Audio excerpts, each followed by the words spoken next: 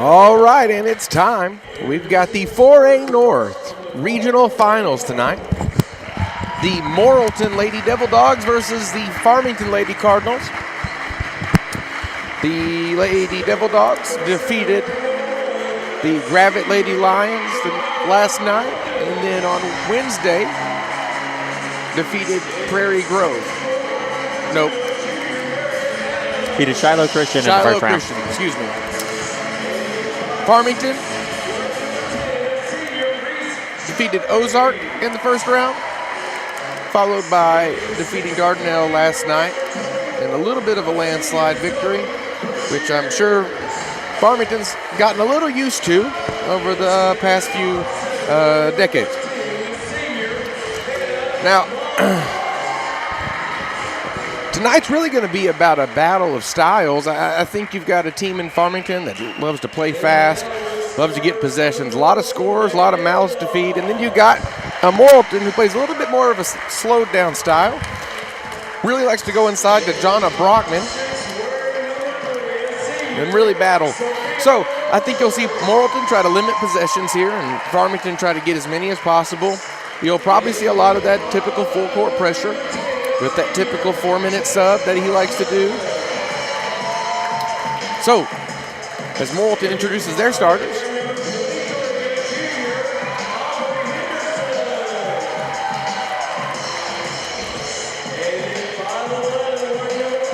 Karen McNabb, Brad Johnson, neither one a stranger to this environment. Seems like both of them are perennial regional finalists, district finalists. Obviously, Farmington being the current 4A title holder after winning last season. So, no stranger to the spotlight. Great crew officiating tonight.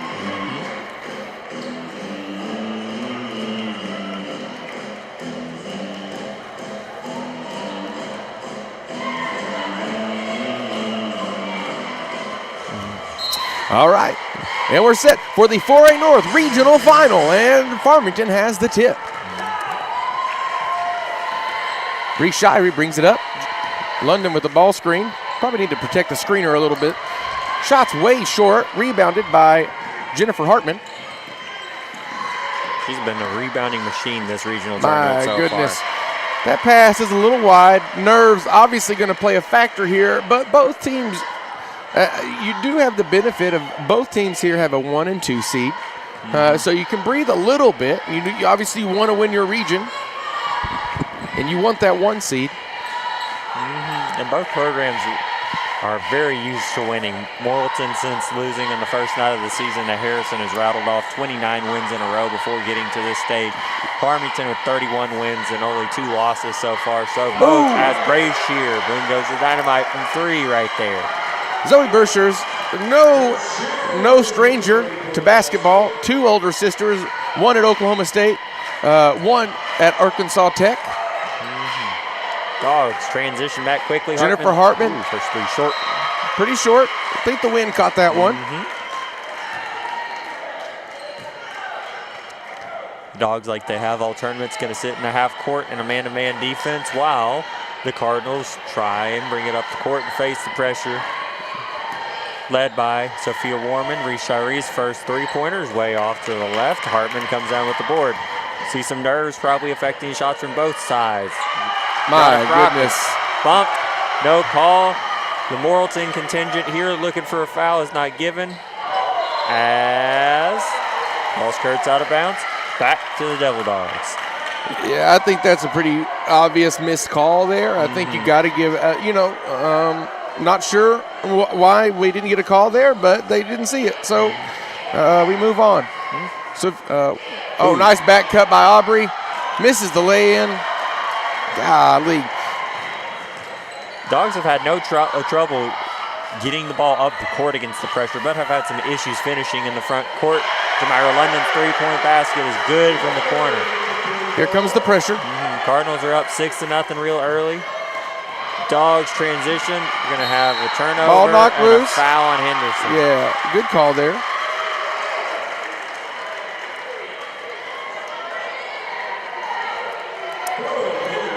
First time that the Dogs have had some trouble right there.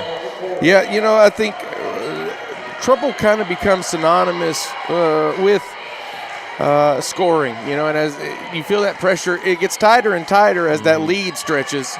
Especially against a team that can fill it up like the Cardinals can. Yeah. And so the more urgently you want to get the ball up the floor, the more urgently you need to score, I feel like the more that pressure bothers you. Marion Adams' 3 falls out of bounds. The Dogs get the ball back. This Brockman trying to face and break the pressure. The ball is reversed. Hartman gets it up the court. She breaks it. Long pass. Good play by Warman there, knocking it. Oh. Warman throws it back in, but it lands with the Cardinals. Hannah Moss with the steal. Good recovery here, defense. Oh, we got to get on Moss, though. It's a little long. Henderson pulls down the rebound. 6-0 Cardinals. Morrilton looking up the road. Trapped in the corner. Turns it over. Jamira missed.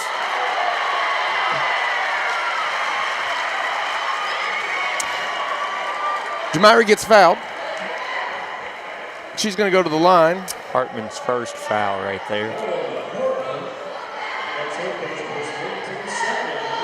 And I think right now, I can tell you that conversation. I've had it a lot of times. The conversation goes, how do you call that? And then you get away with that, the foul on the other end. And he's going to say, that wasn't my call, I'm sorry.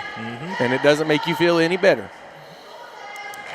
London sinks a pair of free throws right there. 8-0 Cardinals. Ball's tipped. Morrilton's got to get this under control here. Got to find a way to get some structure in this chaos that Farmington pressure's causing. No call there. A lot of contact. Shirey with the excellent run through right there to get it to nice steal. play by Reese Shirey. Sophia Warman cuts her off. Zoe Berger is going to take a 3 and just buries it. 11-0. Morrilton's going to get a timeout. Farmington doing what Farmington does. Karen McNabb, obviously, Coach McNabb going to try to get him under control here. Not happy with their defensive pressure closing out to the three-point line where the Cardinals have done all their damage so far. This is regional championship day all around the state. So not only do we have this game being decided to see who's going to be the 1 seed in the 4A state tournament next week, but we have some scores going on, some games going around all around the state of Arkansas. Earlier today here, we had both third-place games where the Gravette Lady Lions secured a tight victory over the Darnell Lady Sand Lizards in a game that got really close at the end when the Lizards got hot shooting it from behind the three-point line as they have been this week. And the boys' side, the Morrilton Devil Dogs beat the Ozark Hillbillies in a 4-3 match. As the Dogs turn it over on the inbounds, a layup is missed and it is turned back over to the Dogs and they bring it back up the court. It's Hartman with the ball in the half court with 25 on the clock, guarded by London. She's looking to explore and move the ball to Warman, the senior point guard, steady all week, tries to get the Dogs into Got to get a 5 count here. Good, making progress to the rim. They're going to have a hold and a foul on London. Man, she is fun to watch guard. Yes. Just so tenacious, gets down, plays with so much urgency.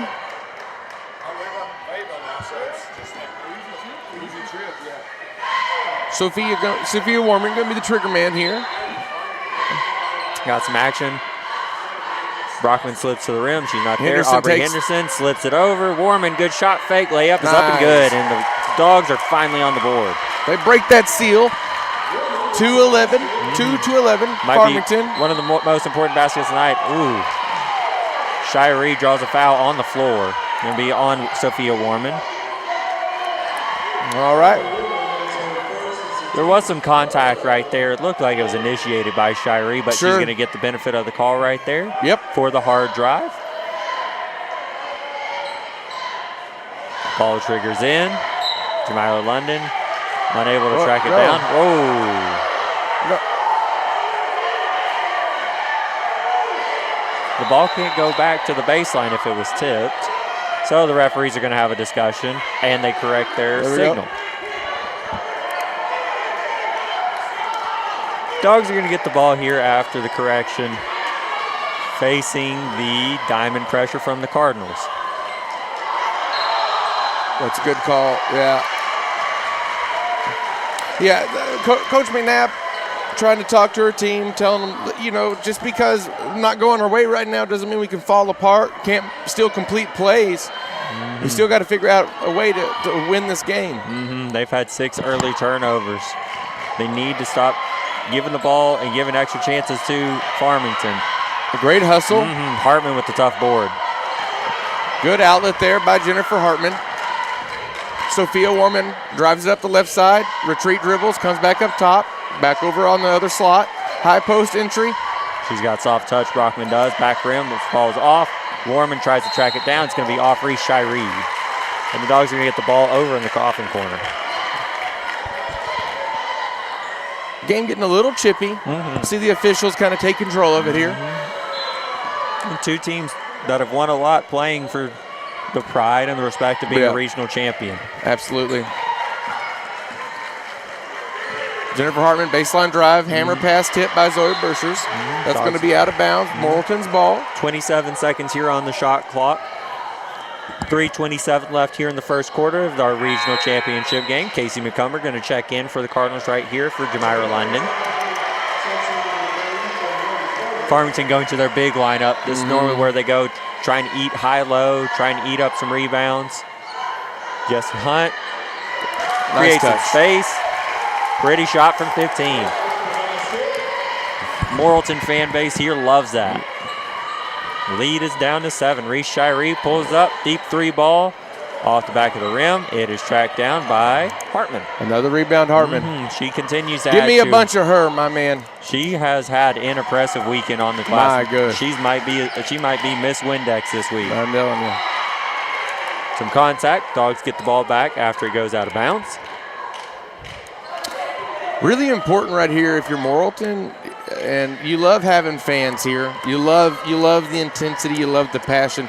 Really important not to get sucked in to a lot of fan stuff, a lot of yelling, a lot of referee taunt, stuff like that. Don't get sucked into that. Play your game. Post up here, McCumber. She's tough down on that block. Warman gets it. Referees let some contact go. Yeah. I think they're going to have to. These are 2 physical teams. They've set it. Yep, that's going to be a good call. She's leaning into that. Yeah. They've set a little bit of a precedent by letting them play, so it's going to feel a little unfair as soon as they tighten that whistle as soon as they start. But I think the officials realize games get a little chippy. They're going to get control of it here.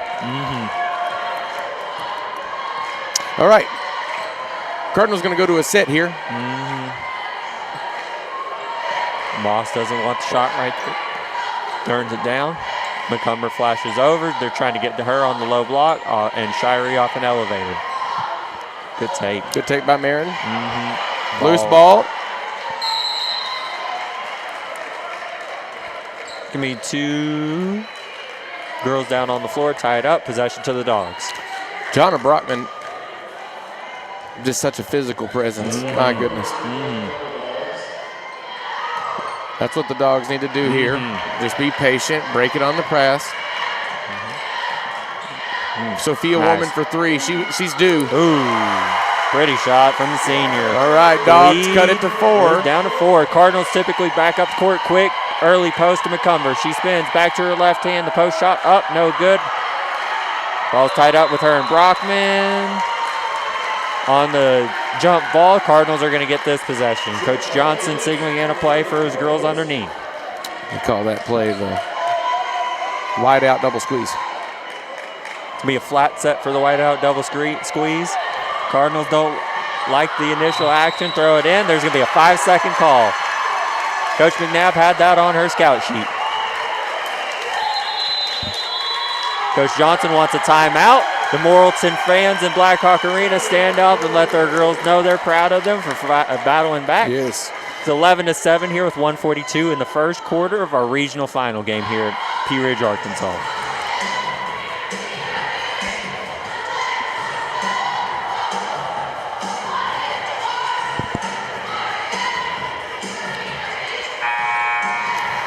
That last inbound was scouted really well. jumped it, got the 5-second count.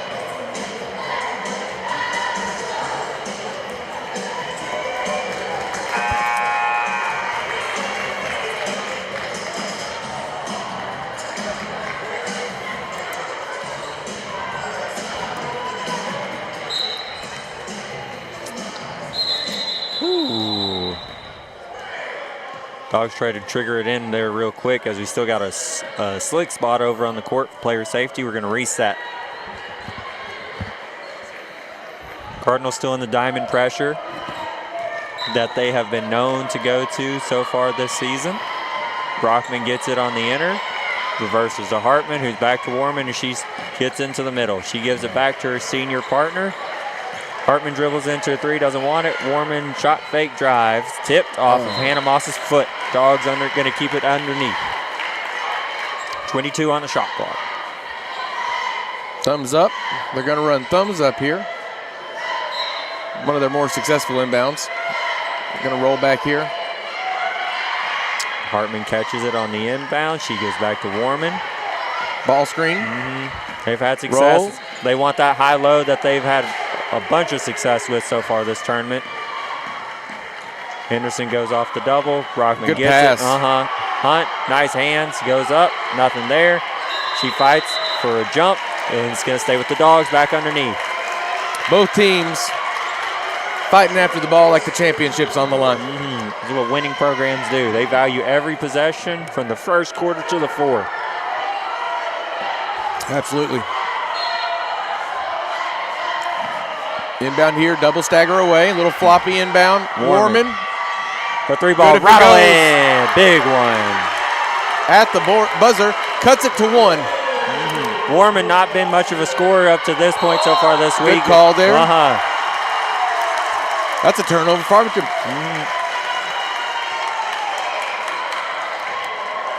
Warman not been much of a scorer this week, but she's had 8 really important points for the Dogs this quarter. You know, she's taken some good shots this week, just haven't fallen, but she's due, and she's hitting at the right time. Ball's tipped right there by McCumber on the reversal. Morrilton going to keep it with 32 on the shot clock. Hartman up the court to Brockman. Henderson. Ooh, stripped away. Yep. Good hands from McCumber. Good hands from McCumber. Hannah Moss on the right wing, passes to a cutting McCumber. Yeah, good call there. They're going to give a call to Jesse Hunt. That's going to put the Cardinals on the line, and that is upsetting. You hate to see that as a coach. 35 seconds left in the quarter. All we got to do is close this bad boy out, and we put him on the line here. Dogs going to make their first substitution tonight. Jesse Hunt goes to the bench, and she is replaced by Chloe McNabb, another senior into the game for the senior-laden Devil Dogs. The officials confirm at the table that there have been 5 team fouls this quarter and signal in for 2 shots for the Cardinals and McCumber.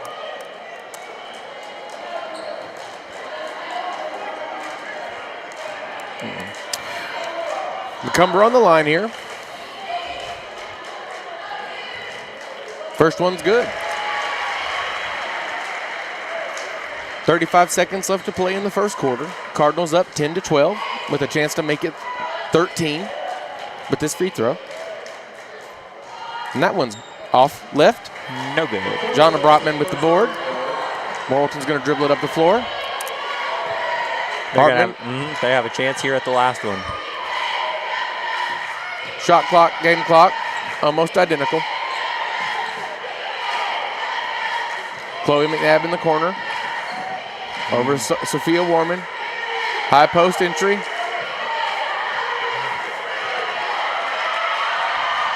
Ooh.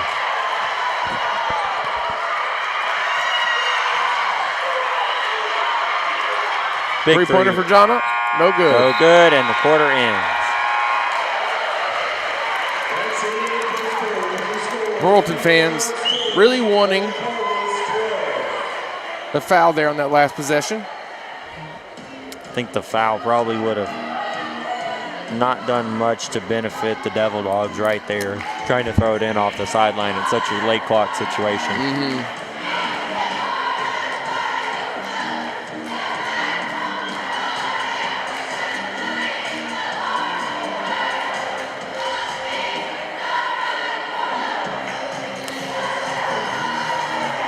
Well, Cardinals aren't used to close games, and we've got one here, 10-12.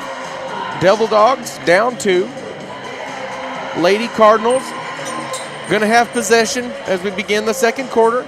Both teams wrapping up, talking to their teams.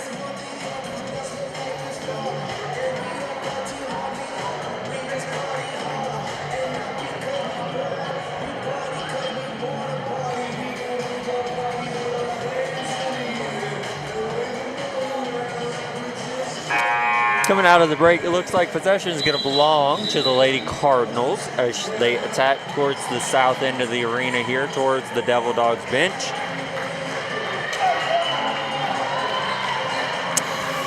Both groups, or the Dogs, are going to go back to their original 5. The Cardinals are going to go to a lineup with 2 subs. Morgan Ewers checking into the game for the first time, number 34 in red.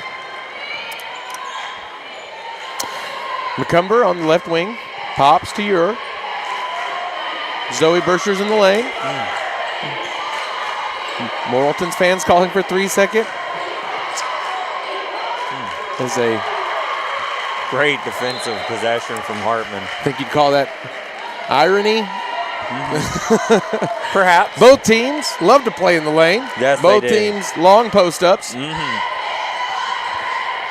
Both of them really want to establish the inside-out game. Absolutely. McCumber's 3 off the mark. Adams with the board. She slips it over to Second McCumber. cut. Farmington's missed 3 layups, and that's unusual. Reese Shirey says, I'll take care of it. Shirey does not miss. Not something she does often, for sure. Hartman to Warmond. 10 second violation. Timeout. Oh, excuse me. We got a 10-second. We got a timeout. Jamira London's about to check back into the game for the Cardinals here after this break, too. Here in Arkansas in high school basketball, if a coach does call that timeout before the 10-second marker sounds, it allows a reset in the backcourt. So when you have those troubles trying to get the ball up the court against full court pressure like that, it allows a chance to reset, breathe, and then try and get it across and get into your offense. Yeah. Now, your shot clock's still going to be the same, so you have a reduced time here. You've only got 26 seconds, which is a long possession, which is fine for a possession, but a little shorter than you're used to. So got to be mindful of that if you're the Devil Dogs. Jonna Brockman's going to flash and get the ball. Gives it back to Hartman. Hartman to Warmond. Warmond gets a high ball screen from Brockman. Brockman is going to be the wingman. Down screen to Hartman. They're going to try to get a high-low here. Want to try to get a post entry. This is that late shot clock they're not used to. Only 4 seconds left, and I don't think they're aware.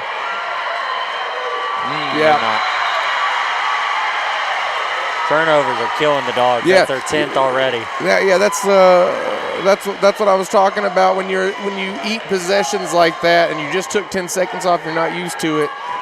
It messes with your rhythm on the offense. For sure. Early post up is thrown out of bounds to the Morrilton cheerleaders by Shirey. I think Shirey thought Zoe's going to release there. Miscommunication right there. 1-3-1 press break. Dogs get it across. And it helps to have somebody like Hartman that can go and attack and bring it up the court against pressure. Brashiers denies Brockman at the rim. She follows and gets her own miss for 2. Burscher's got busted in the face there a little bit. Hope she's all right. 2-point game. Devil Dogs down 2. 14-12. Jamira over to Burscher's. Burscher's for 3. It's blocked by Hunt. Marin gets a rebound. It's loose on Takes the floor. It down. Hunt with the steal. Brockman throws it up the floor to Warmond. She pulls it out in transition to the corner. Dang. High post. Free throw. Dogs tie it. Brockman with such a soft touch from the free throw line right there. 14-14 Dogs. It was 11-0 at one point. They've battled back, settled into this one. Marin Adams over here on top of the wing, skips it over to Reese Shirey. She surveys the court, looking for some action. Dogs on a 14-3 run. Jamira London up top. She skips, bounces, drives into Brockman, draws the foul, throws it up, and he's going to get 2 at the line. It's going to be second foul on John Brockman, I believe.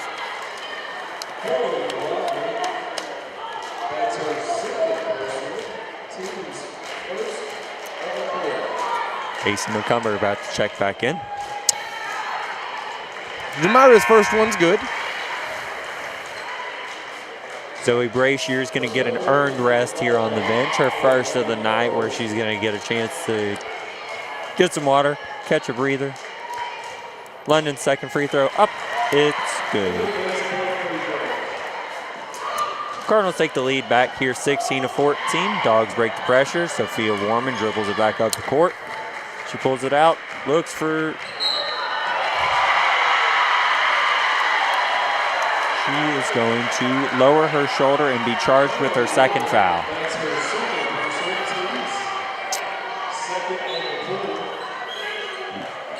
A lot of people may not agree with that call. Is possible. She might be about to take a breather here. It looks like we have a sub for the Dogs here at the scorer's table. Jamira wanting to help get the Cardinals in the offense. Looks for Shiree. She's denied the basketball. She drives. Jonathan Brockman picks it up. Kicks it back out to Shiree. She's guarded by Warman. She looks. Hey, she gets it right back. Shiree is called for her first foul. What a heady play from the senior to be able to take that contact. 2 fouls. And Mackenzie Jackson, the sophomore, going to check in for Warman right here. Nope, late change is going to be for Hunt. Going a little smaller here. Probably going to look to put Henderson at the high post. That's what they've been doing in small ball situations. Yep. Yeah, that's the right call. It's off of Mackenzie Jackson's hand. It was a good acting job, acting like she didn't touch it. She fooled all of us for a minute. Going to offense, defense sub. Never mind. It's going to be Hunt for Brockman, her second. Officials having a little miscommunication. Yeah, I think the volume of the arena, I think, is playing a factor, you know. Definitely. Lots of volume, lots of loud fans. There's a large contingent of Farmington cheerleaders, Farmington fans. Hey, credit to Morrilton here. They've traveled well. Morrilton's out, and I think there's a few other schools maybe cheering for Morrilton and as well. Morrilton's boys team still here, of course. They're cheering on their fellow classmates here. The entire 4A-1. Perhaps. Cardinals with some action. Adams drives. She fakes to her left, skips back to her right. Balls up is no good. My goodness, Jennifer Hartman is just a defensive machine. She's a weapon on the defensive end. I really enjoy watching her play. Can't have that. 13th turnover by the Dogs leads to the Cardinals in transition. Shiree swings it back. Brashear's up top. 3-ball good. Her third of the night. She's got 9. Leads back to 5. Zoe Brashear's with another 3. That's her third one tonight. Tough to guard 6'3" that can stroke it. Especially one that doesn't foul on blocks. Ever. Dogs need a bucket this possession. Mackenzie Jackson.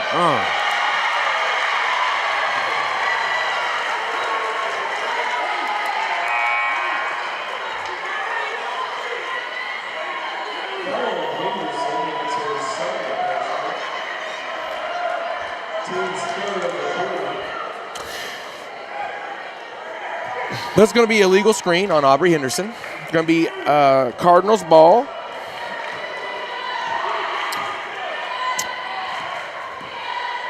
Dribble handoff here. Marin to Jamira. Jamira back to Marin. Marin into a post up on McCumber. One-on-one with Brockman. Turnaround is long. Brockman doing a good job trying to avoid picking up that third foul in the second quarter. Morrilton definitely has the shorter bench. Henderson for 3. She's good. She's been big all week from the three-point line. She adds another one right there and cuts the lead back to 2. I saw that one going in when she let it go. It looked great. When she has confidence in that shot, it is pretty. Maybe called it's good a little early. Jamira, a little unsure on that one. Not quite the same rhythm. The Dogs let the ball skip out of bounds. Jamira is looking a little shaky on shooting the 3-ball, and Morrilton credit to them taking advantage of it by backing up a little bit, giving her a little bit of space, making her think about it, and it's throwing off the rhythm.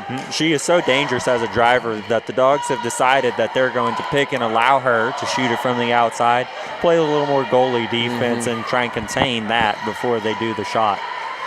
Horn set here from the Dogs. Hartman rolls, Brockman up top. She looks for the high-low, gets it to her partner down low. She's bumped, no call. Wow. Brockman soars in. There we She's go. going to be rewarded off the offensive rebound with 2 free throws here. The sure-handed senior going to have a chance to tie this game with 2:39 in the second quarter. That's going to be the first foul on Zoe Brashears.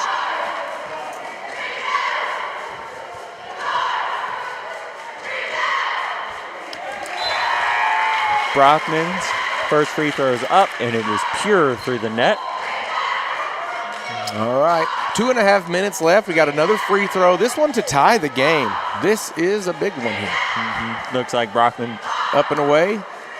As it's good, Brockman's going to get an offensive defense sub right here with Mackenzie Jackson coming back into the game. Another guard to add some ball pressure up top. No rims were harmed in the making of that free throw. The nets barely were touched too. For all my rim warriors out there. Cardinals back up the court in this tied regional finals. This is Marin Adams with the ball. She reverses to Jamira London. She's guarded by Sophia Warman with her 2 fouls. Tough call there. Third on Warman.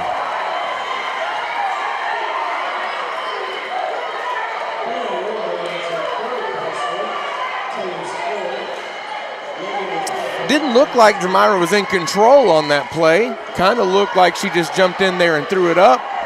Officials, however, saw it a different way.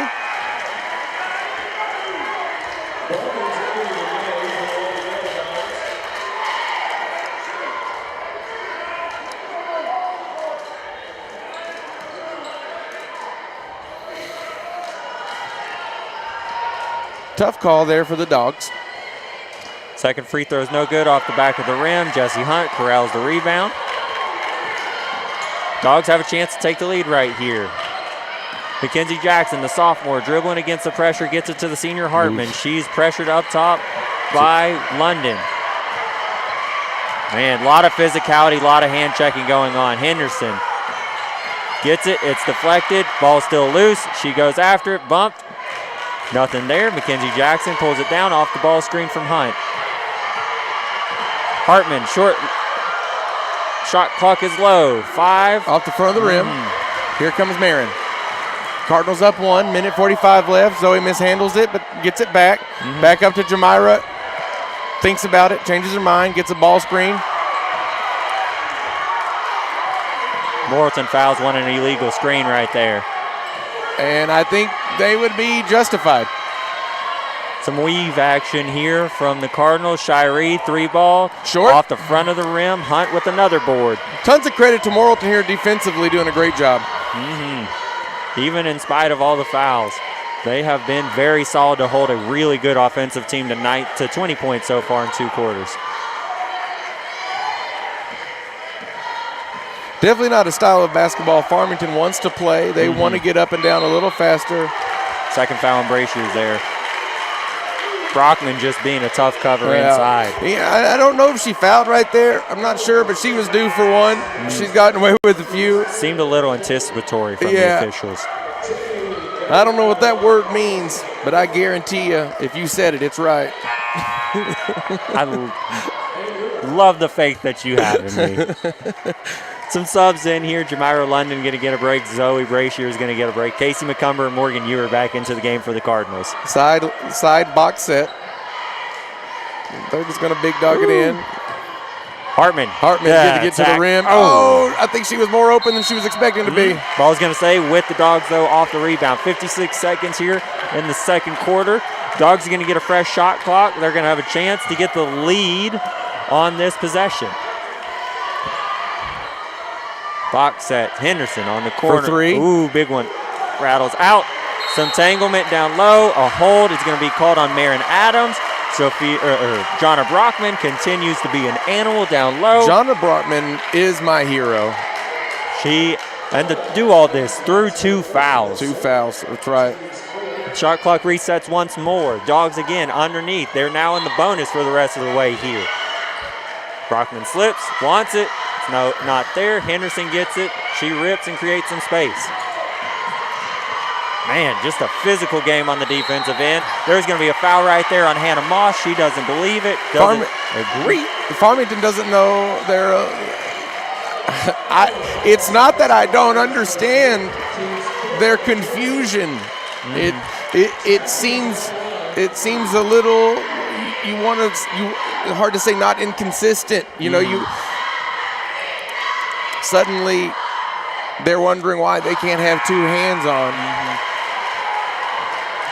New substitution here. First time we're going to see Anna Marie Hartman, the sophomore, in this week. She's going to play right here, offense, defense for Jonna Brockman. Smart choice here, I think, giving Brockman a break going into halftime, not wanting to pick up that third foul. Mackenzie Jackson splits a pair. She ties the game here at 20 with 45 seconds left. Marin Adams going to walk it up the court, try and get the Cardinals into something they want. As she crosses the timeline with 25, she attacks and explores, tries to shoot it over Hartman. Soft touch. Good touch. Good defense, better offense. The Cardinals over to Hartman, up the street to Henderson. She's got a breakaway. She's got some space. Let's see what she does with it. She kind of just throws into it. You want to see her maybe look to make a little better, go off 2 feet, try to make a play there.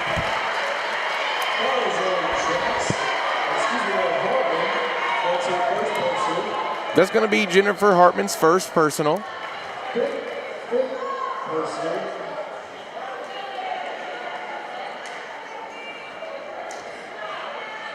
Casey McCumber going to go to the line there off the foul, 94 feet away from the rim. Jonna Brockman about to re-enter the game for the Dogs right here. Cumber's first free throw is short, falls off the mark. Brockman coming back in to get Mackenzie Jackson.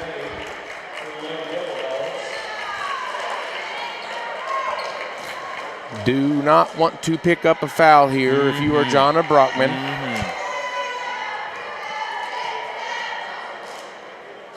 Second free throw is up and it's good. Still one possession game here as the Dogs trail by 3, 23-22. The Farmington Lady Cardinals, both 1 seeds out of their conference here in this regional championship. 10 seconds left. Dogs want the last one. High ball screen for Hartman. Hartman left-hand drive. Henderson for 3 at the buzzer. Little long. Well, this game's been everything we thought it was going to be. 23-20. Cardinals lead. Devil Dogs behind. Going to halftime. The one seeds out of the 1 and the 4 are battling. And it's been a great game so far. All right, we will be right back after a word from this break.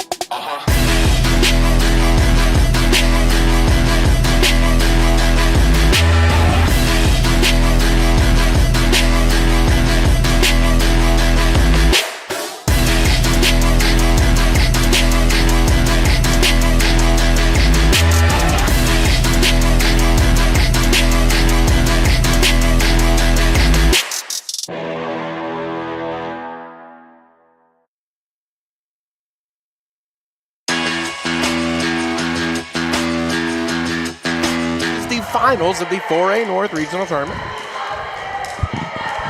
Here comes Sophia Warman. She does have 3 fouls. Jennifer Hartman for 3, in and out.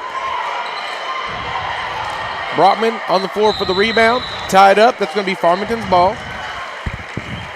There is no rebound they will not pursue. Both teams. Both teams. Very, very impressive. Very physical game so far. If you're just joining us, 23-20 Lady Cardinals. 7.5 left to go in the third quarter.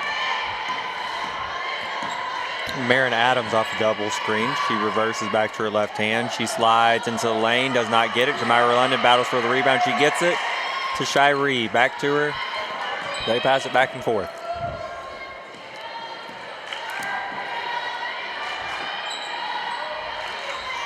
Shiree in the corner. On the wing to Jamira. Jamira dribble handoff. Swing it around back to Marin. Marin for 3. Bottom.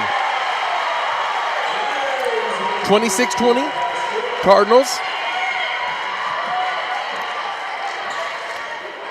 The Dogs have done such a good job responding all night. They were down 11 to nothing. Initially tonight, they responded, tied the game. Warman's 3, back rim no good to Jamira London. She pulls it back, she waits. Now she attacks down court, nobody picks up the ball. She kicks over, Hannah Moss's 3-point from the corner off. Back iron.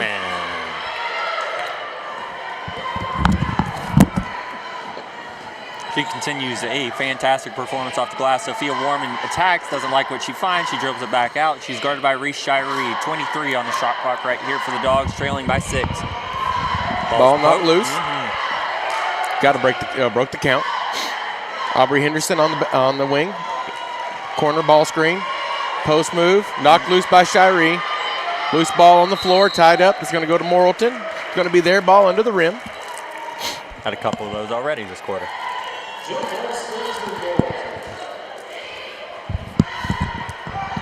Hartman's going to be the trigger man right here for the Dogs. Double screen for Warman. She doesn't get it. Brockman doesn't get it either. Henderson's going to catch it on the opposite wing. She gives way to Warman, who comes off the ball screen. 3 ball up, no good. Shot clock violation. That is going to be the 15th turnover so far tonight from the Dogs in an otherwise fantastic performance. Cardinals are going to bring it back up the court with a chance to extend it to 3 possessions right here. Marin Adams has the ball over towards the left wing. Jamira London looks to be setting a screen. Henderson comes off of it. She battles through another one from Bray Shoes. Adams' take, no good. Hunt with the board. Whoa. Little happy feet there. Official wasn't looking, doesn't count. Ball screen. Hartman, long 2. Little short. Rebound, Hannah Moss. Hannah Moss in transition up the street to Shiree. What a pass. I mean, just a beautiful pass by Hannah Moss. 28-20, Farmington. Long skip pass to Henderson. She's got it as the Dogs trail by 8.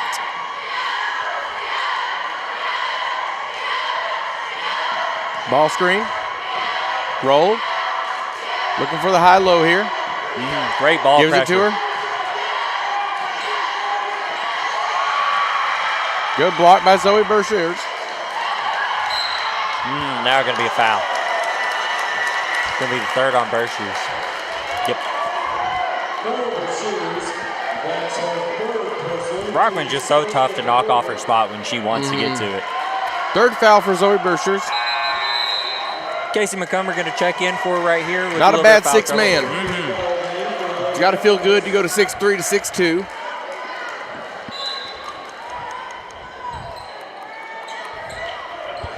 Hartman rolls loose. Poked out. Ball's tipped out. Marin Adams again pokes it loose. 33 on the clock here for the Dogs. Trying to get on the board for the first time here in this second half. Let's see if the Dogs can respond on their back foot a little bit since halftime. Box set here.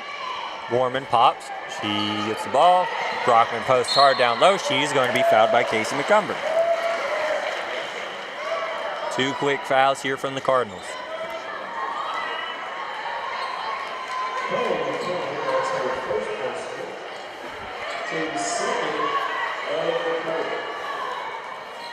Dog's going to get the ball back here, fighting for possession, fighting for position.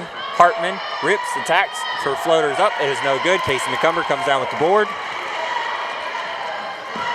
Cardinals quickly back up to the other end. Nice Shirey's move by left Reese. hand. She is tough to stop when she gets to the spot. Timeout here.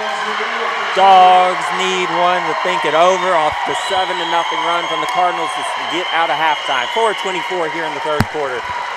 The number 1 seed from the 4A1 Farmington Lady Cardinals trail the 1 seed from the 4A4 Morrilton Lady Devil Dogs here in the regional championship.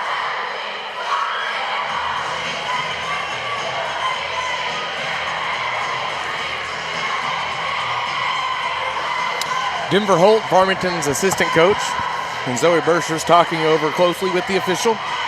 Trying to figure out what that call was on the last end, how to prevent it, what they're looking for on the officials' end to try and stay within player control. For both groups, how do you go about managing the next couple minutes? It feels like Morrilton's really on their back foot right here, trying to survive taking a punch from a heavyweight like Farmington with all their experience in these big games. How do you think Morrilton responds? What do you think they need to respond? Well, I think the first thing they got to do is establish a little bit more defensive presence. I think the defense has really fallen off a little bit, but it's tough to maintain the intensity required to keep Farmington in front of you. They keep throwing really high-level basketball players at you. 10-point lead for the Farmington Cardinals. 10 points feels like 5 because it happened just that fast.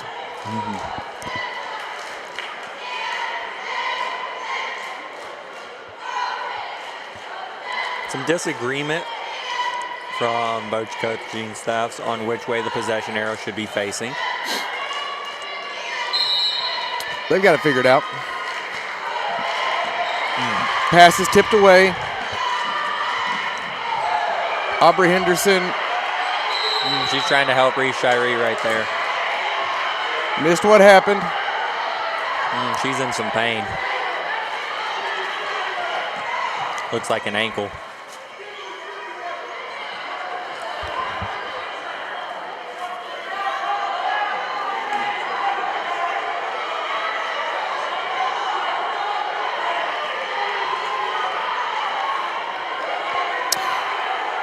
Looks like Morgan, you were about to check in the game for Shirey trying to wave it off. I do believe if play stopped, she has to sub. She can come right back in, but if play stop for injured players, they do have to come out. Love the toughness there. Reese Shirey doesn't want to come out, wants to stay. That's a senior wanting to play an important basketball game, and you love to see that. But also, want to stay safe, make sure everybody's healthy. Hannah Moss on the wing. Post entry to McCumber. McCumber with a nice strong move over their left shoulder. Another foul by McCumber. That's going to be her second. The Farmington front court getting in a little bit of foul trouble right here.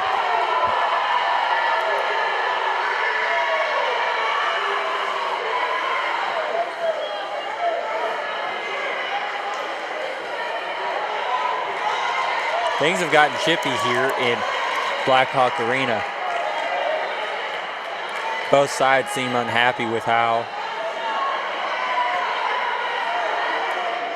this game has been going. Tough to see in a game that has been so well played, so hard fought, that we have adults that try and take away the fun from a game that our kids have put so many hours and so much work into.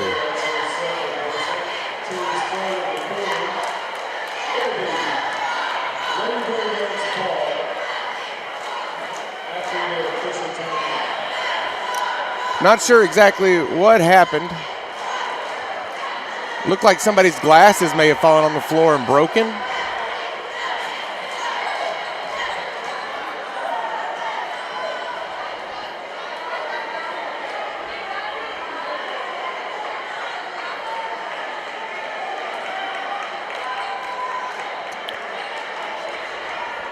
All right, I think we've got everything under control. Play can resume.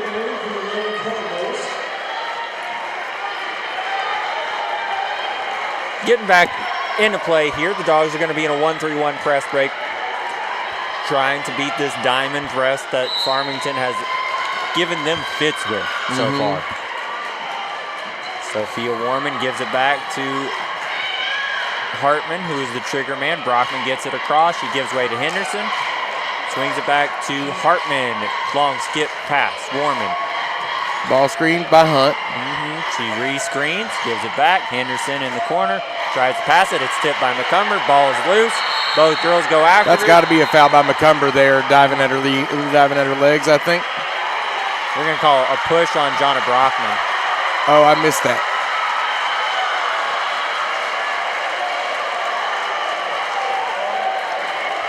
This is going to be her third foul.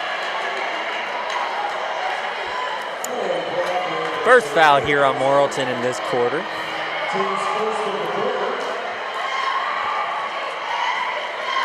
Cardinals get it back in. Reese Shirey attacks, pulls up, doesn't get it. She wants to pass over to Hannah Moss, who swings it back to her. She collects, gives way to Morgan Ewer, who's just checked into the game. Casey McCumber swings it over. 22 on the shot clock. Enters it down, let McCumber, kicks it back out.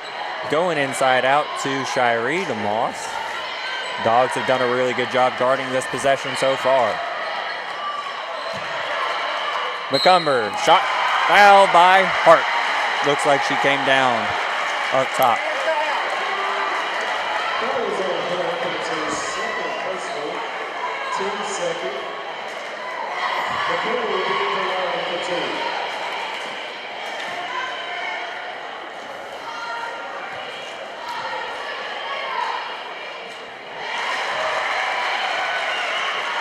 First free throw is good for McCumber.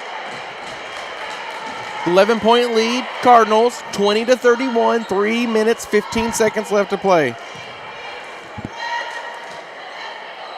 McCumber's second is also good. Leads down to 12. Got a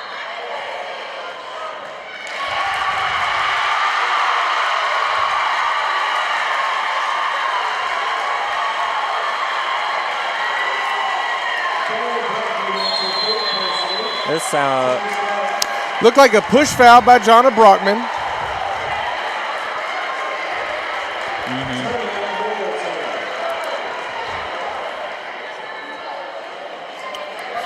Little surprised.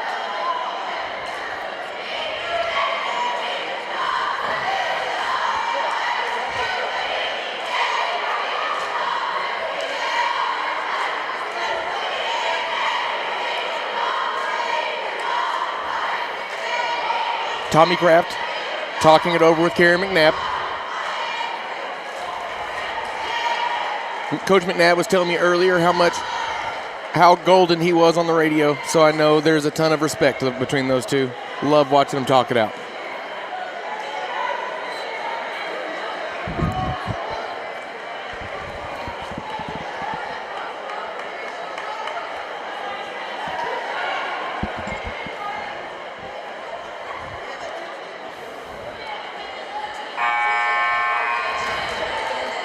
All right, Coach McNabb talked it over.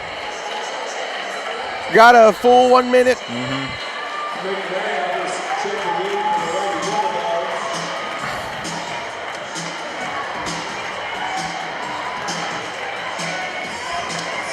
The Cardinals are going to have the ball underneath the rim that they have been scoring on, going to the north end right here, up by 12 with 3:15 in the third quarter. A little surprised. Farmington's upset about the calls. Feel like a lot have gone their way.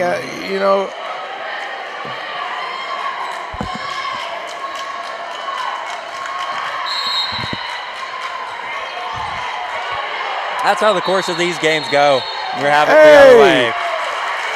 That's how it feels like for a lot of teams, it feels like you're always on the wrong end of a whistle. If you go back and you look at the film, normally you're going to see that they usually balance out.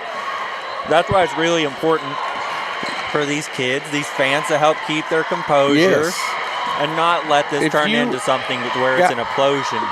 Guys, if you are coming to a high school youth basketball game and you can't keep your composure, please stay home. Casey McCumber pulls down a rebound right there. Reese Shiree sprints out ahead for a three-point basket. Dogs need a basket in the worst way. They have not scored here in 5 minutes of this third quarter. 2:44 to go, 34-20 Dogs. Skips across to Henderson. They got numbers. Back up to Warman. Warman with a really deep three. Looks good. Just off to the left. Off to the left. Back and forward look good.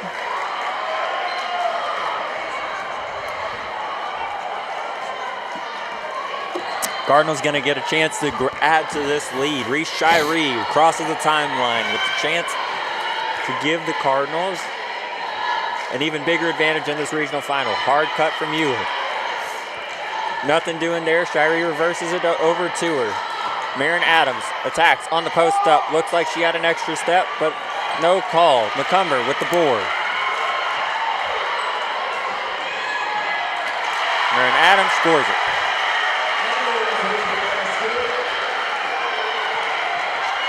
Sophia Warman splits the trap, breaks the press, left-handed drive, turns it back out.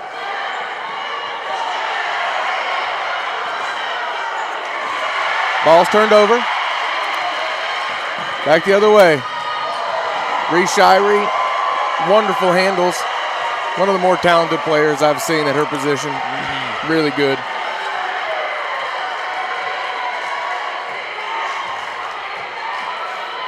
She tries to attack the bigger Hartman. She kicks Hannah Moss, three-point bottom.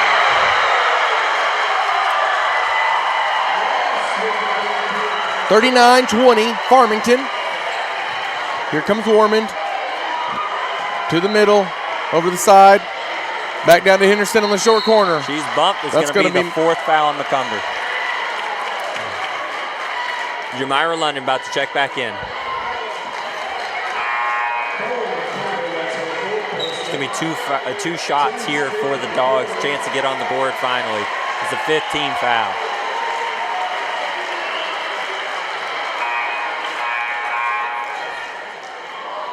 Reese Shiree asking for a sub. She's played her little heart out. Got her head knocked off earlier. Still playing hard. Love to see it. That's everything you want from a senior leader and a Absolutely. captain. She is all that is good in basketball. Comes from a good family, too. Aubrey Henderson going to have a pair of free throws. Her first one is off the mark. Hits the back of the rim. No good. She's going to have another one right here. Coach Johnson requesting for a timeout. He's going to have it granted, a 30. Might be to get a little rest for Shiree right here.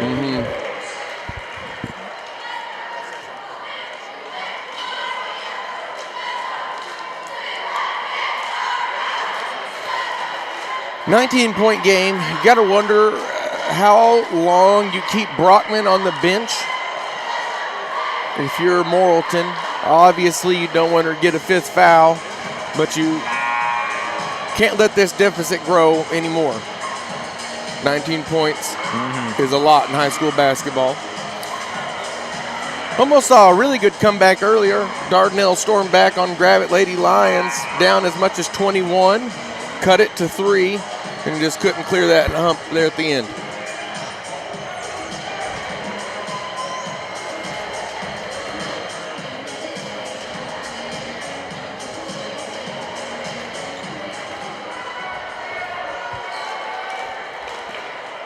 Aubrey Henderson with a chance to cut the lead to 18 with this free throw. It's good. 21-39 Cardinals. Minute to go here. Dogs need a stop and a basket. Cardinals want to keep extending this lead. Marin Adams has it up top, guarded by Henderson. She drives, she's bumped, she's going to get 2 shots.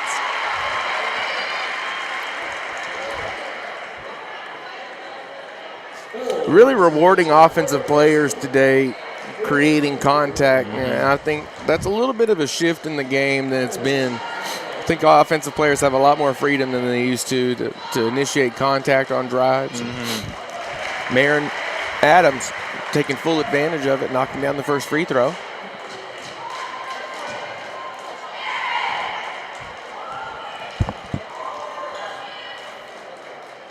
Her second one is up and it's good. Here comes the press. 20-point lead for Farmington. Ball's knocked away.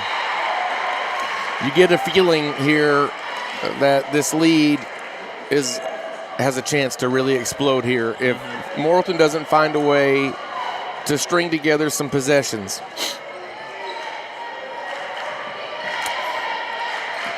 Winner of this game won't play until February 29th.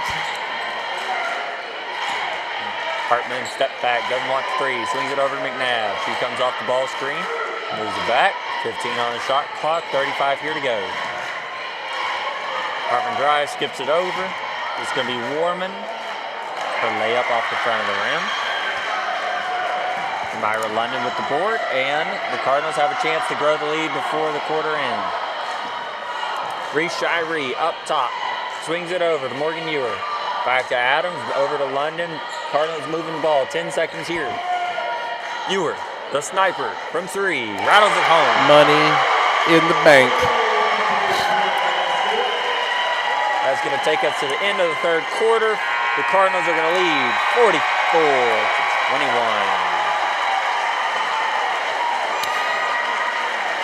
44-21. Winner of this game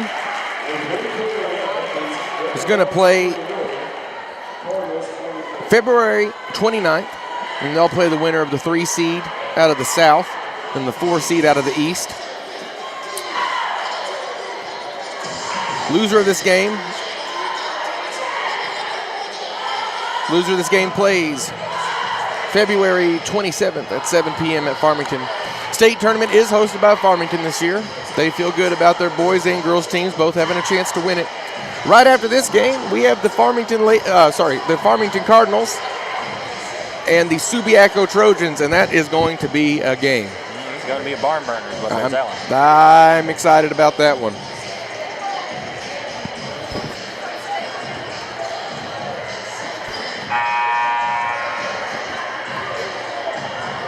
Looking into that South Regional, looks like the loser of this game is going to play Magnolia, and it looks like the winner of this game will be getting Arkadelphia. Or the winner will be getting Magnolia, the loser will get Arkadelphia. Yeah. Excuse me.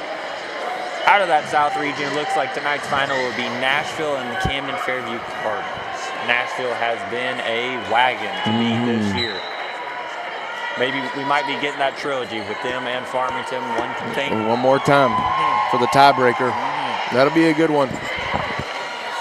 Here comes Farmington. Chance to stretch the lead here. Up 23 going into the fourth quarter. Ewer, a little long. Jesse Hunt with the rebound.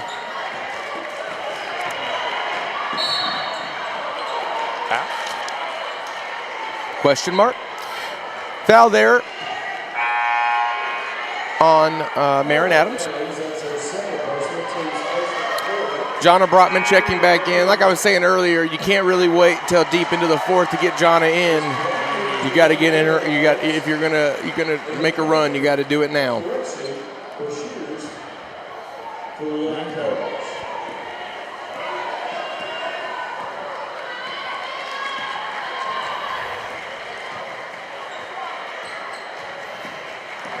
Little elevator screen underneath.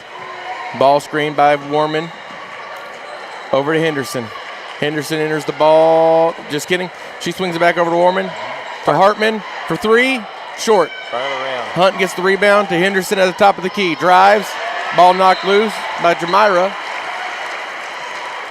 Dogs get possession with 31 on the clock. They're going to get 31 seconds on the shot clock because they got an offensive rebound there. So they get a possession if they want it. I think you got to wonder about where Morrilton's legs are at, having to play such a close game yesterday against Gravett, having a tough game again against Shiloh, when Farmington has been able to sub and have some rest and get some breathers for their starters throughout this tournament. That said, Brockman enters it in, is giving it inside. Her layup is affected by Brashears, and the Dogs are going to keep possession. Crowds have subdued a little bit since we had some people exit early. There's also been some space made in the scoreboard and seems to have melted. Yes, as the score stretches, the nerves calm. Great hustle by Shirey and Henderson. Really like to see that from both the athletes. Good play, good hustle. Ball goes to the Cardinals, though. Going to be Cardinals ball. 6:45 to play. Cardinals up 23. Therese, top of the key.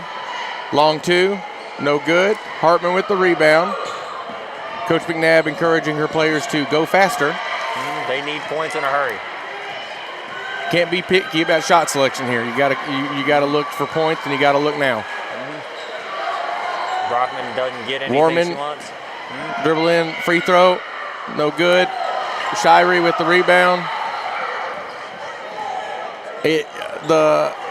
Tons of great pass by Hannah Moss to Jamira. 25-point game. I really admire the tenacity of Morrilton. You know, really playing hard, really trying to battle through. Just haven't had the scoring night that they need to have to beat somebody like Farmington. Fantastic on the defensive end, though. Penguin slide out by Warman there. Looked good. Call her safe at second. Foul on Hannah Moss, her second. We're going to have another sub right here. Maddie Young going to enter the game for the first time for the Cardinals for Moss. No shortage of substitutes over on the Farmington sideline. They almost have more players than we do chairs here at P. Ridge.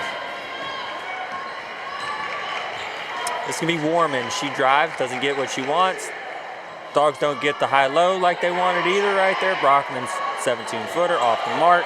London has the ball now. She sprints it up the court. Crosses the timeline with 29 on the shot clock.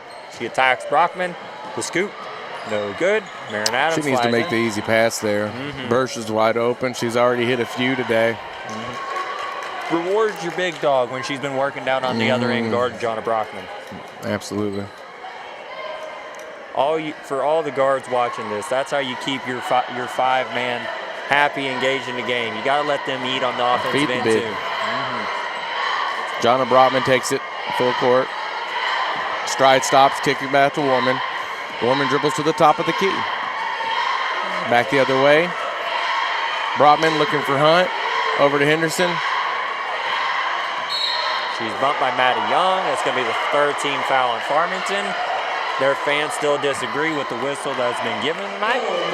But that is not going to change the fact that the Dogs have the ball down low under the rim. A lot of people, when you check the lighting in here, scoreboard might not be working. Hartman's three ball short. Farmington is up 25. Hunt with the hustle play. Pulls in her sixth rebound. Henderson is bumped. She's going to get a pair at the line. She's going to put the Dogs in the bonus the rest of the way.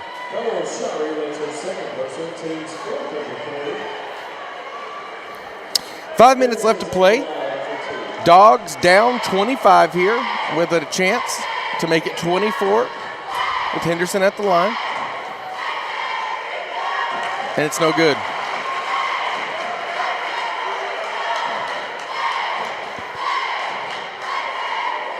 Really need these free throws here if you're going to make any kind of comeback. The game doesn't feel this way, but the Cardinals are actually only 5 points here from getting us into the mercy rule. That's the dangerous part about them is it can feel like, as Maddie Young knocks down the triple, it can feel like you've played them close and tight the whole night, and then you still are on the wrong end of a 30-piece.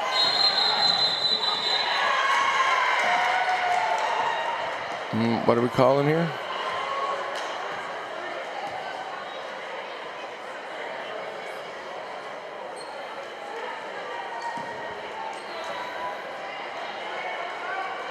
Tommy Kraft making sure the clock gets down to 23 seconds. Not sure I understand.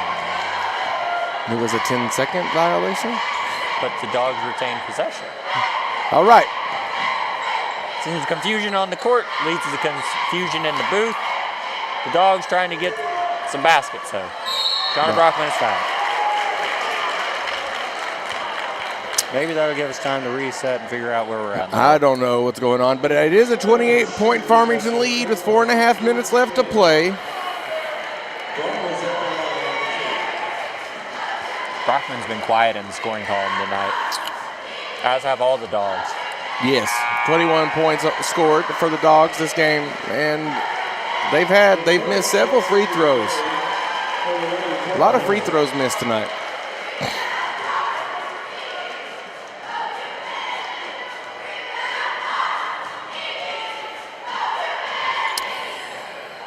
Second one's good. 22-49 Cardinals. 27-point lead for the Cardinals.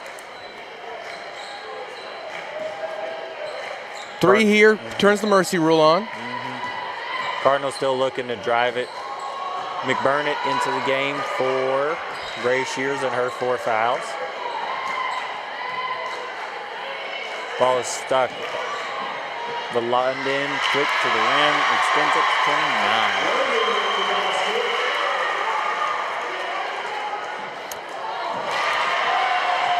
29. Steal by Shirey. That's going to be a 30-second timeout by Coach Johnson. 31-point lead for the Cards. Coach Johnson wants full. Going to be a full timeout by Coach Johnson.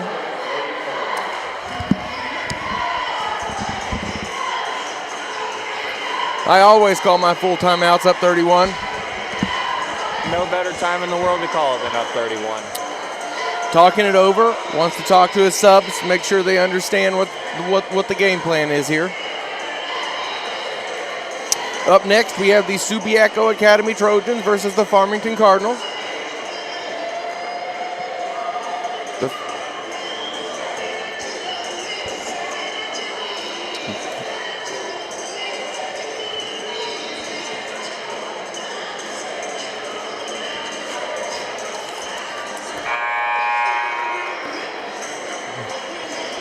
Too soon.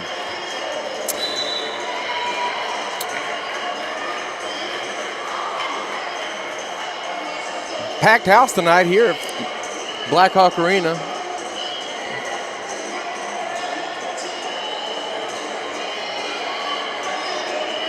Cardinals, starters in, pressing, up 31 with 3.5 to go.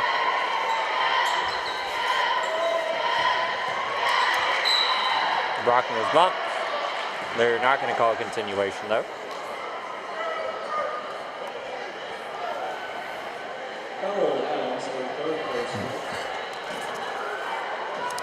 Brockman's going to get 2 shots here at the line.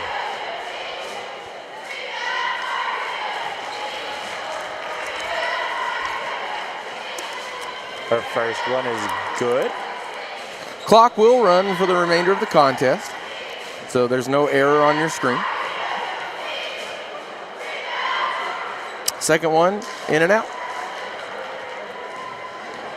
Starter still in for Farmington, up 30. Another 3 is good.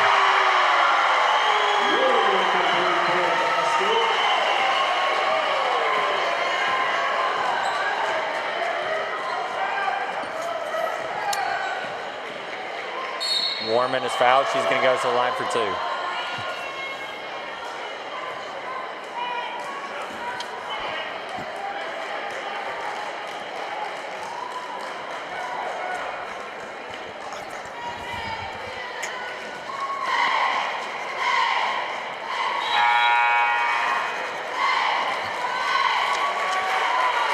Full sail lineup changes here for the Dogs.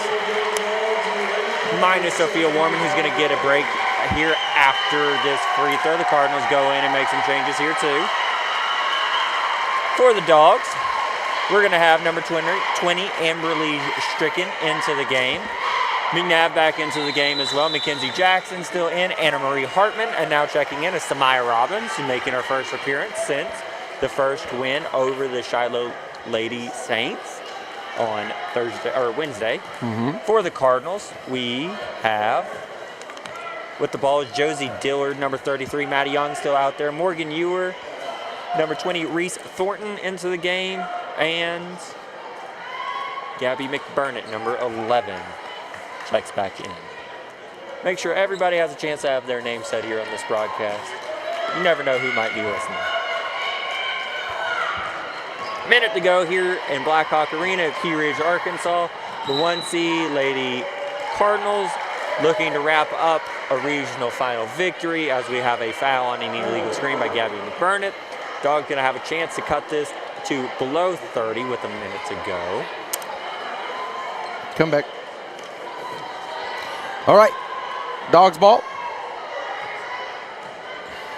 This is going to be Mackenzie Jackson with it. We'll be looking at the next wave of Morrilton basketball players.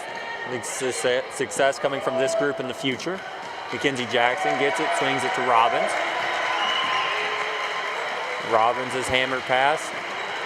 Gets through. Ball's tipped. By McBurnett.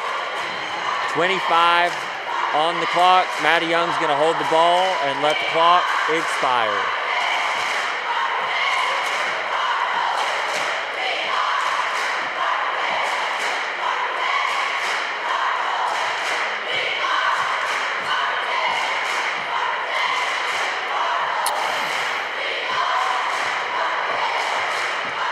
And as time expires, the Farmington Lady Cardinals are your 4A-North regional champions in a 56-25 ball game.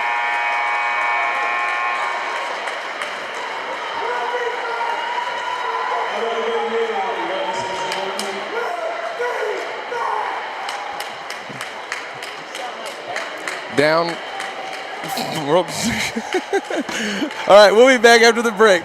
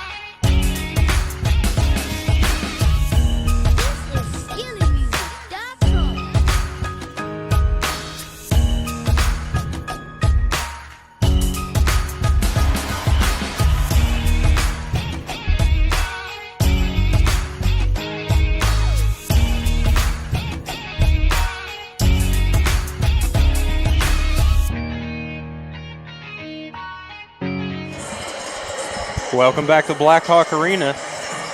We've got the boys 4A-North Regional Championship between your home team on the scoreboard, the Subiaco Academy Trojans, and your away team, the Farmington Cardinals.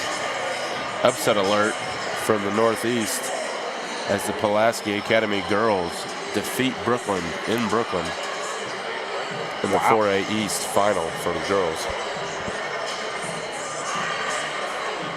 We've got probably the most anticipated game of this regional, the one everybody might have been secretly hoping for, about to tip off here between the absolute specimen athletes of Subiaco and the all cylinders firing offense of Farmington. What do you think, Coach? I'd be curious if Subi can hang up with the math equation Farmington plays. Farmington's going to make at least 10 threes tonight. Right.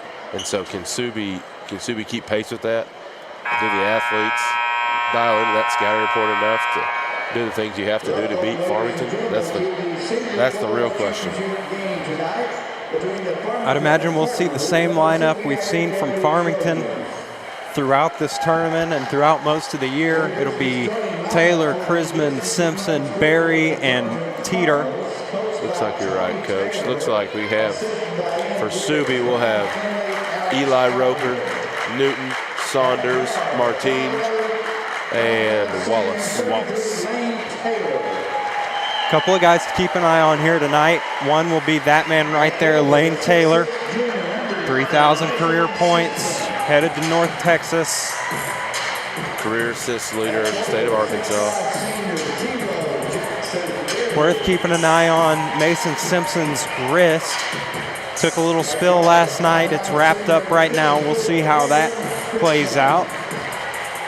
Curious how long Krisman's going to be able to play in this game against the athletes of Subi in the length. I think it'll be a quick call to Kirkman like it was last night against Morrilton. Now for the Trojans, there's a couple different engines for that car. Number 12, Tayshawn Wallace, can fill it up in a hurry. Eli Roker, also a guy who can get you a tough bucket at any time. Smooth lefty. And Barrett Newton might be the most athletic human being I've ever seen in real life. He's up there. The names I think of that go with him are Michael Qualls and Daniel Gafford, who are freaks. Not quite as tall as either of those guys, but maybe every bit as good of a jumper. Every bit of it. Strong, gets to the boards, intelligent.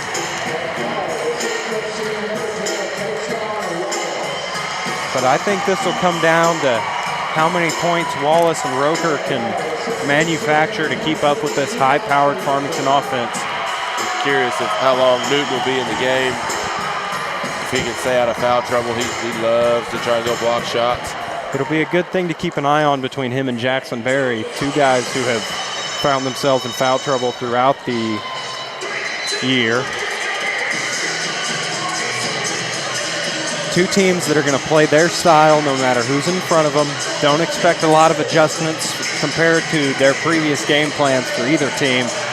These two squads are going to go out there and play. Well, they are who they are, that's for sure. And between the two of them, they have 3 losses and about 65 wins, so I wouldn't change a whole lot if I were them. It'll be Roker and Berry jumping center. Give me Roker.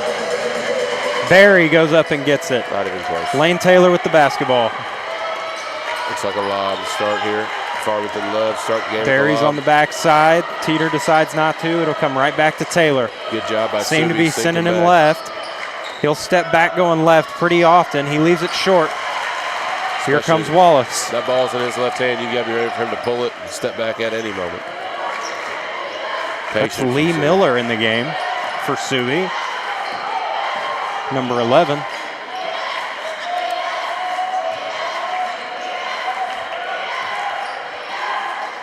Roker into Wallace. Wallace with Krisman on him.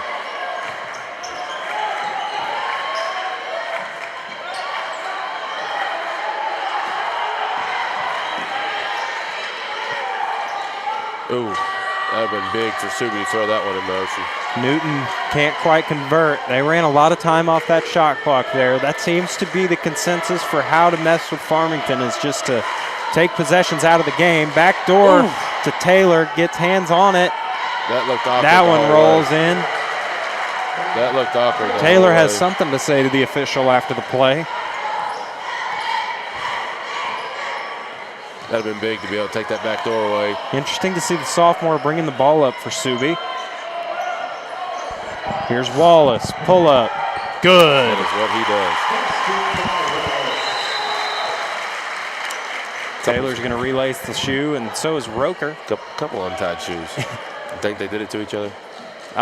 You know, didn't see any of that interaction. Subi's going to take the opportunity to get into some pressure. Maybe a little push off there. Here's our first chance to see Simpson dribble the ball. Looked all right there. Roker on Taylor. Taylor spins, goes right, gets to the 12-foot mark. Very patient. Great hands by Wallace. Miller, excuse me.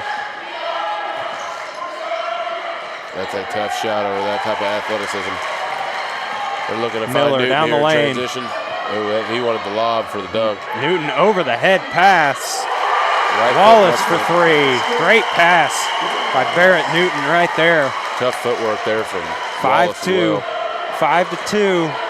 Subiaco early. This is definitely a different Subi team than we saw last night against Ozark. That's a little too much space. Got to be careful there. Teeter, right corner off.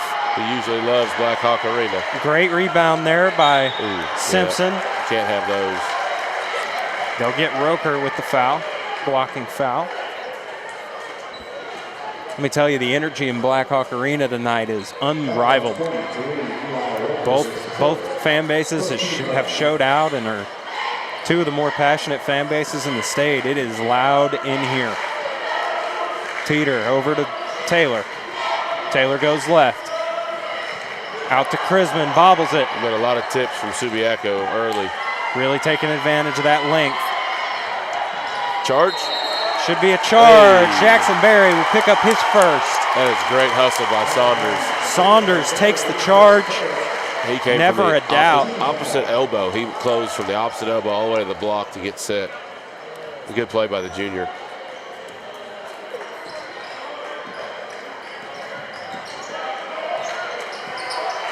Saunders thought about a three.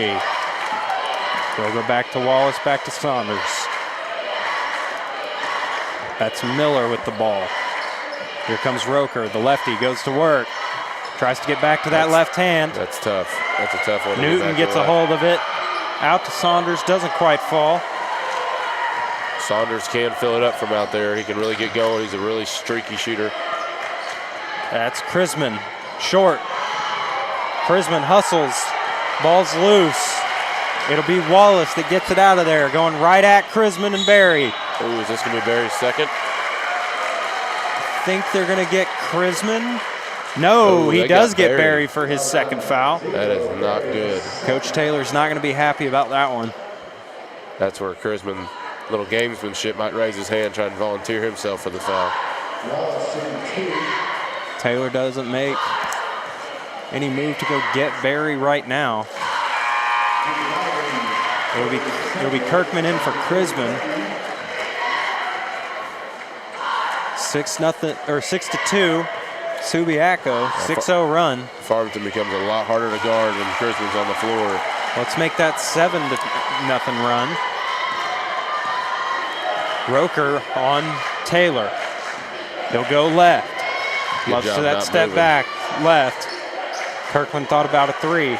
Waves it off. Tip ball. Ooh, Newton. Newton comes up slow, grabbing that ankle after the block. Wallace to Newton. He makes a move. He doesn't look right. He's going to run it off here, though. He'll meet Taylor at the rim, who reverses on him. Yeah, that's not the same explosion we're used to seeing out of Newton right there. That's 4 points for Taylor.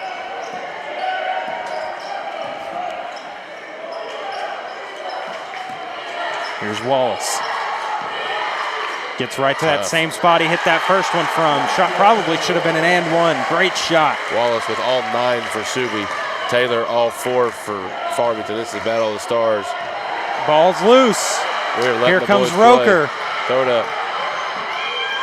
Gets to his left hand down the middle. It's 11-4. Subiaco. They are letting the boys play. Here comes Taylor again. Turnaround. Might have got away with the travel. Back iron, no good. Back to Taylor. He'll try to settle him down here.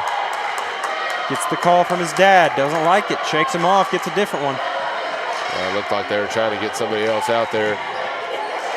They didn't have the point guard they're used to having. That's a great pass. Oh! Baseline ref thought it was clean. Backside guy gives it a call. That is a great pass by That'll send Barry to the line. Fouls on Roker, his second. That is what sets Lane apart. It'll be Darian Roll to check in here. Elite shooter, but a phenomenal passer.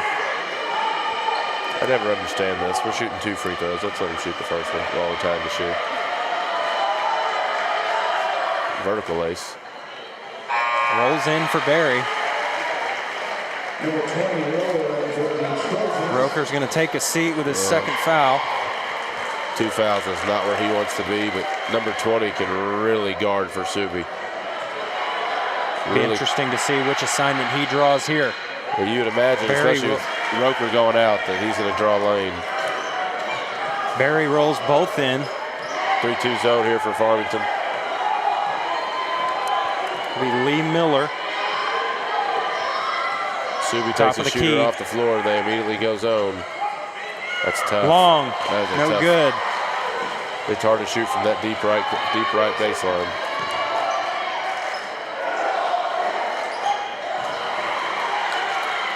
Wallace out of there with it. Up to Roll.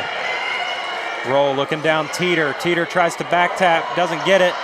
Barrett gets blocked. Sequence here. Barrett certainly in pain. He is gritting it out for all 3 of those offensive rebounds. Looks like they got Lane on the reach in.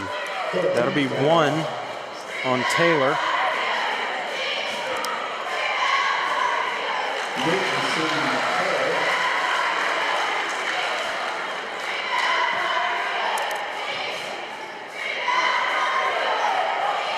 They'll hit them both.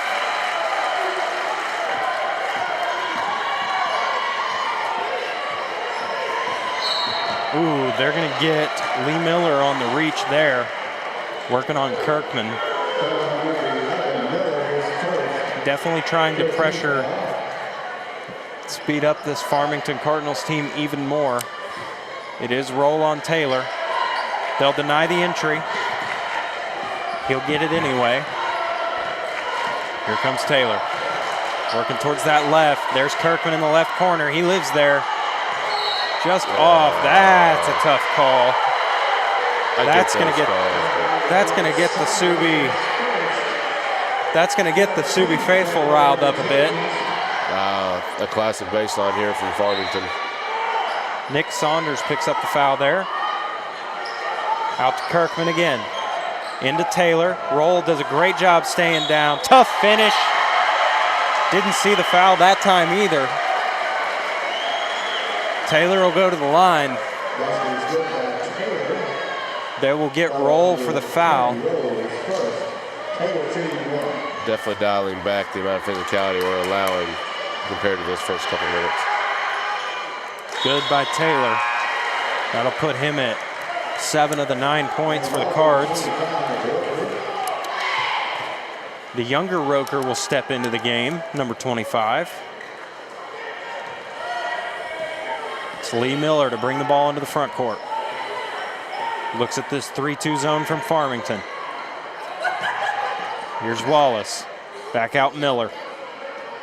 Miller to Newton. Newton. No. Good job by Taylor beating him to the spot. Guess they saw a little left arm extension there from Newton. Not a huge fan of that call myself, especially with how physical they allowed the first few minutes of this game. You'd like to see them continue that way. Barry for 3, right corner, no good. Wallace, great hustle. That's the same foul they called a second ago, and Teeter went to go get the rebound. Roker. Late on the slip. Roll misses the slip. It'll be Teeter. And one. They'll get Miller on that one. That's his second.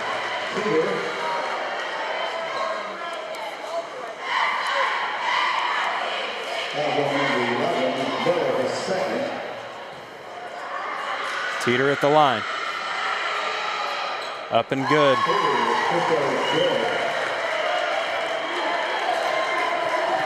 That does put Farmington in the bonus. They will shoot if any more fouls occur.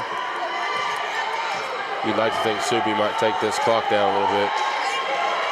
Roll at the top of the key. Back to Wallace. Over to Roll. Here's Newton. Great play by Jackson Berry to get it. He tries to dunk it. Wallace rejects him at the rim. What a block party there. Roll thought about a 3. Gets Teeter in the air. Drop off. Roker, no good. Foul on Newton. That's Newton's second. A lot of key guys with 2 fouls right now. Barry goes to shoot 2. We got Miller, Roker, Newton, Barry. It'll be Haston King to check into the game. Probably to get Newton here.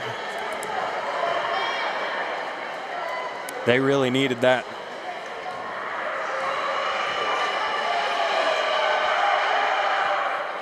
Needed that Aaron Roker dump down layup to go. Couldn't quite get it. They will leave Newton in the game. Now we're getting him here. Second sub came to the table. Oh, never mind. No, he'll come to get Lee Miller, who also has 2.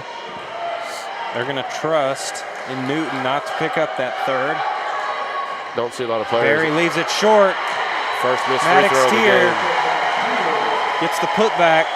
That's the first missed free throw of the game, either side. You know Coach Tincleve is not happy about the free throw box out there. No. Teeter just appeared out of nowhere. Everybody's on the right side of the lane, and here comes Teeter on the left. Here comes Wallace. He'll pull up. Tough. No good. Kirkman. No flat. Heard a whistle. That was just to signal the end. Just signal the end of the quarter. 13-15 Farmington. We've got us an intense match going here. Very physical game. You hate to see all those fouls get called late. We'll have to see how Subiaco can be disciplined throughout the rest of this half. Can't have a bunch of guys sitting down and let Farmington go on a run. You let them get away from you, you won't have a chance to get back in it. We had a similar story last night with Morrilton and Farmington. It was 18-15 Farmington at the break. Hit a 3 at the buzzer to go up 3, and the next thing you know, Morrilton stalls at 18, and it's 37-18 out of nowhere.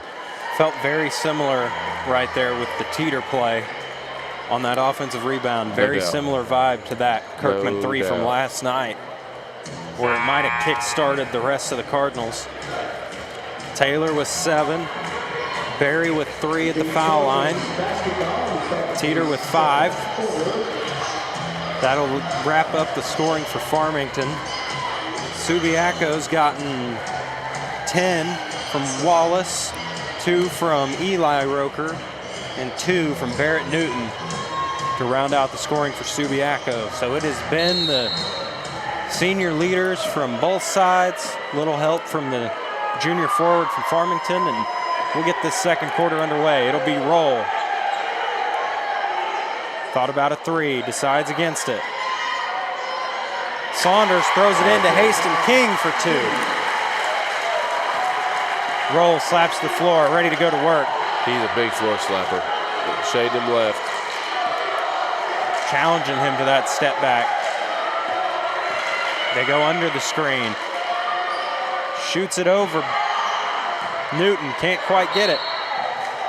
Interesting. Ooh, they'll go foul. I don't know. Yeah, they do get Simpson for a foul there. That'll be his second. Might have just needed to let the boys play there. I'd be frustrated as Simpson, but he did a good job of getting back and just His flushing it. first, excuse me. Yeah, his first. Here comes Wallace. This zone's gotten really tight. Might be a box and Newton. 1. Floater, no good.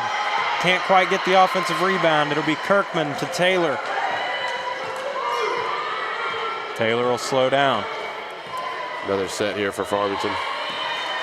Looked like they wanted the Barry curl. They'll go out to Teeter on the corner for 3, no good. Ooh, that was not good. Nick Saunders Hit the floor hard. hit his head on the floor there. Athletic trainer from both Subiaco and the P Ridge trainer will go out there to check on him. He is not feeling good. That's one of my least favorite calls in basketball. And there's nothing anybody can do to stop it, but that being a travel just always feels wrong.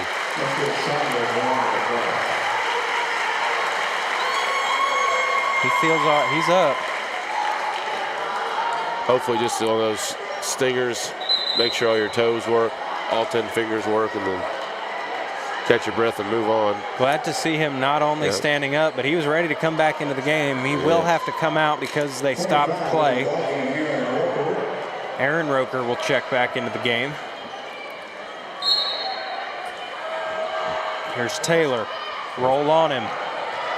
Great job by Roll, taking the push off.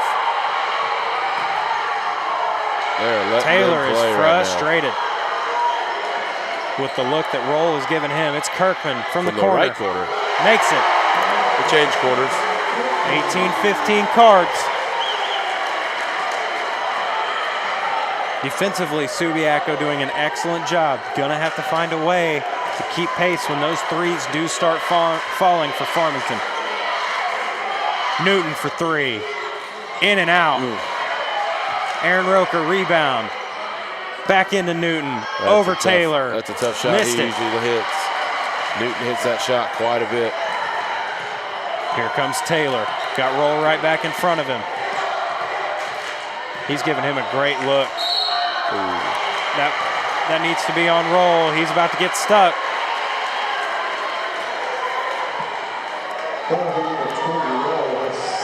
He's got to be careful not letting his emotions get the best of him here. You don't want to give him any free ones. He also has 2 fouls.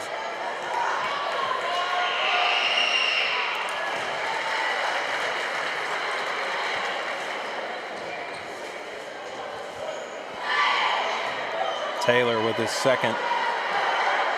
It's no good. A rare miss. Rare miss. Here comes Wallace. Wallace will hit Roll.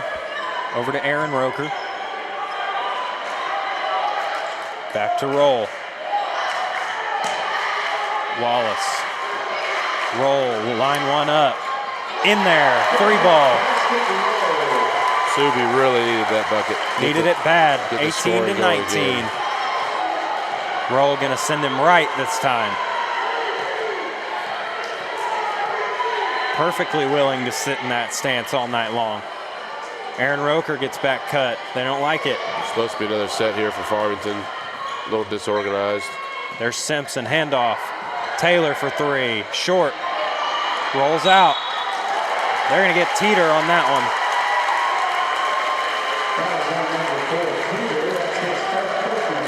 Lane hasn't been as efficient as he was last night. Now, he did have 38, so he was supreme efficiency last night. Just hasn't gotten it going yet to the level that we're expecting or used to seeing from him. Here comes Roll again. When Roll hits one, he's liable to hit a couple more, so you might see this zone extend out a little bit more. Teeter seems to be denying Wallace on that wing as best he can. They'll go handoff action to Wallace. Wallace into King. Pretty good little high-low pass. Tough shot from There's Newton. He gets himself going on the board. Blackhawk That's his Arena first field goal. Blackhawk Arena has seen a couple Newton buckets. He came here last year in November. And they gave us about 15. Roker on Kirkman. Haven't used Kirkman as a point guard here. Aaron Roker against Kirkman. Euro step. No rims good. out. Interesting here. Oh, They're going to get Simpson over the back. Whoa. They Second do. for Simpson. They do, in fact, get Simpson over the back on that one. Those are two tough ones on Simpson. Krisman will come back and get Kirkman. Going back to man here on the inbounds. A lot of bodies running into each other down there in that lane. Newton was really open short for a half second there. We were a little late on the pass. Roll does a great job finding Taylor in transition. That's a tough right-handed shot. It comes out. Wolf. He'll try to go for a pick on Roll. Roll manages to keep it. They'll take some time off the clock again here. We're definitely getting the basketball game that we felt like we all deserved here. Between these Here two. comes really good Wallace, basketball misses teams. Haston King inside. He was wide Coach open Tincleve there. not happy about that one. Wide open in the high post. Simpson over to Teeter. He's That's a shot bucket. twice from there. That'll make him 0 for 3 from that right corner. He does not go over 3 very often. Deep three, Lane Taylor, in and out. Haston King, that'll be Teeter's second foul. Teeter with 2, Barry with 2, Simpson with 2. A lot of guys with 2 fouls. A lot of them, almost all of them are key players, being Roker, Newton, Miller, and Roll for Subi, Simpson, Barry, and Teeter for the Farm Cards. Coach Taylor electing to let him play. 3:28 left here in the second. Any more fouls from Farmington will send Subiaco to the line. You'd expect them to be pretty aggressive here. Roll likes when we're taking some time off the clock to do some ball handling drills at half court. I love it. I always appreciate Might as well it. entertain yourself. No doubt. Here's Wallace. Over to Aaron Roker. Back to Wallace. Deep three. Short. Gets his own board. Goes in strong. Left hand up and under move. Really tough bucket there. That's from a Wallace. tough shot. It'll be a 3-point lead for the Trojans. With that lead getting to 3, you got to expect this ball to stay in Taylor's hands almost this entire possession. And it does. Pull up. No good. That's usually Roll one of his gets a spots. rebound. Looking to push. Goes downhill. That's a flop and one. Simpson with the ankle going into the tunnel. He's sitting down in the tunnel. He is sitting down in the tunnel. We do count the bucket. That'll be Krisman with the foul, his first. He'll come right back out for Kirkman. Coach Taylor makes no motion to get Simpson out of the game. He's going to try to gut it out.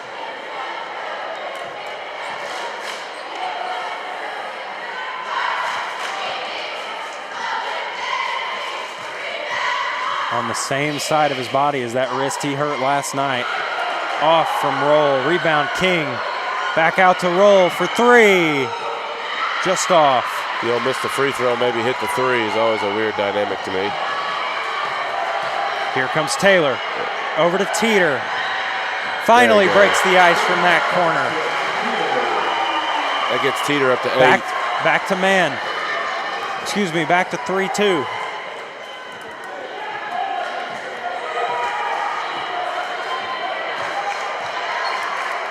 One more Teeter bucket. Teeter will be the leading scorer for the Farm Cards. Not very often is it not Lane.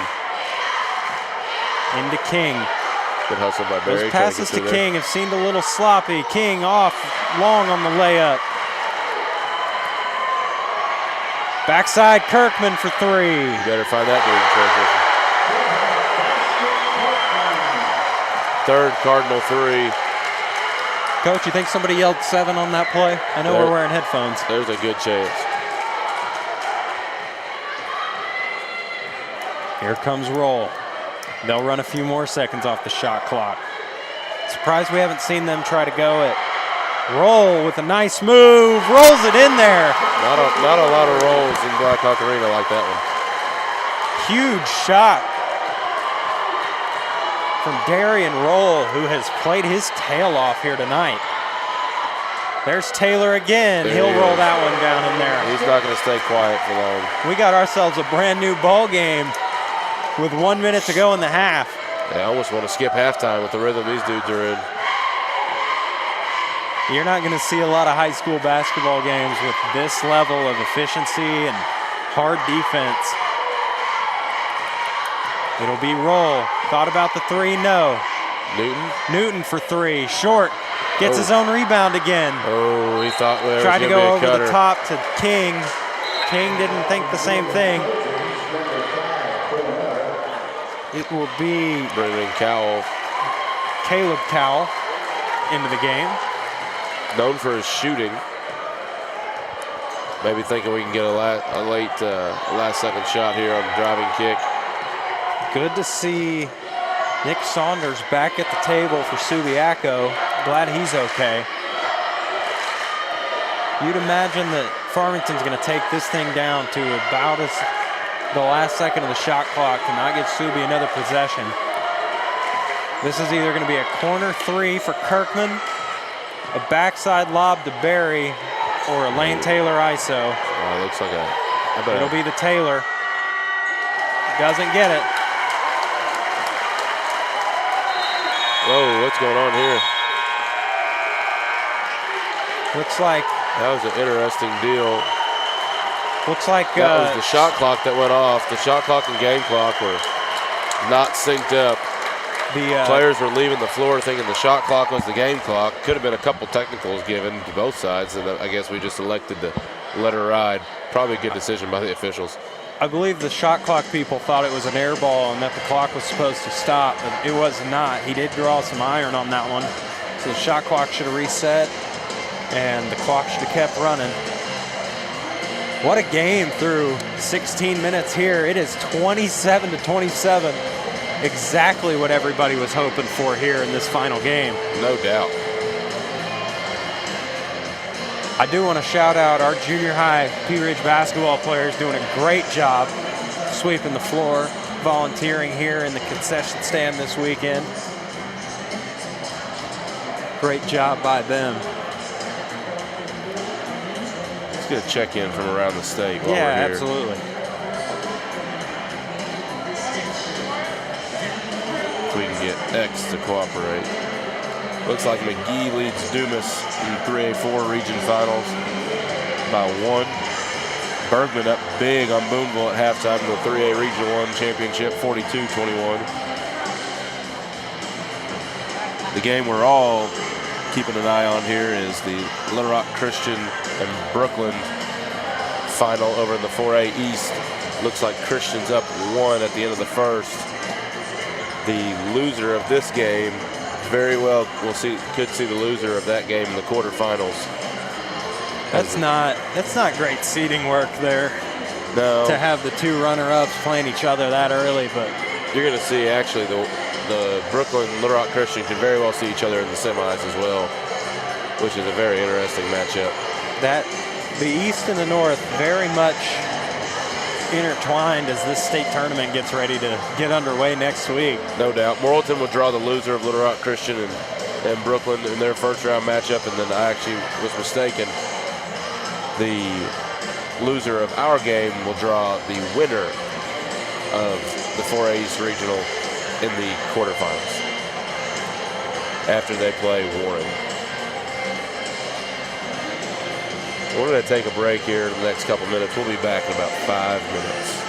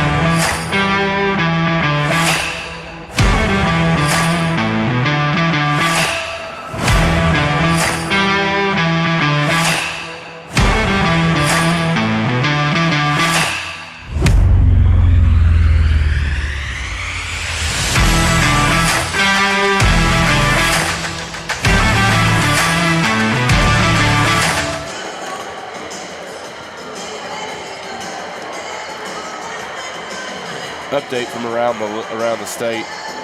Little Rock Christian has a 6-point lead at half over Brooklyn in the 4A East Regional. And Little Rock Mills with a 16-point lead over Camden Fairview in the 4A South final. I guess the Cardinal Magic is not statewide this evening. The Cardinal Magic is not statewide this evening. Little Rock Mills has been hooping, according to the rumor mill, here as of late. I think the key for Subiaco to get rolling here to start will be Eli Roker checking back into the game since he picked up that early second foul. He's been seated. No doubt. No doubt. They've really done a good job of hanging in there with that one of their best shooters on the floor. And Saunders, another one of their better shooters, kind of been spotty minutes as well after the back. They will start roll this half. They're going to start with... He's going to take Miller's place. Roll's been playing really, really well, having 8 at the half. Absolutely huge game from Darian Roll. It will be Eli Roker on Taylor, even though we've seen Roll give him a few more problems. But Wallace really aggressive early on Teeter. Taylor off his knee, regathers.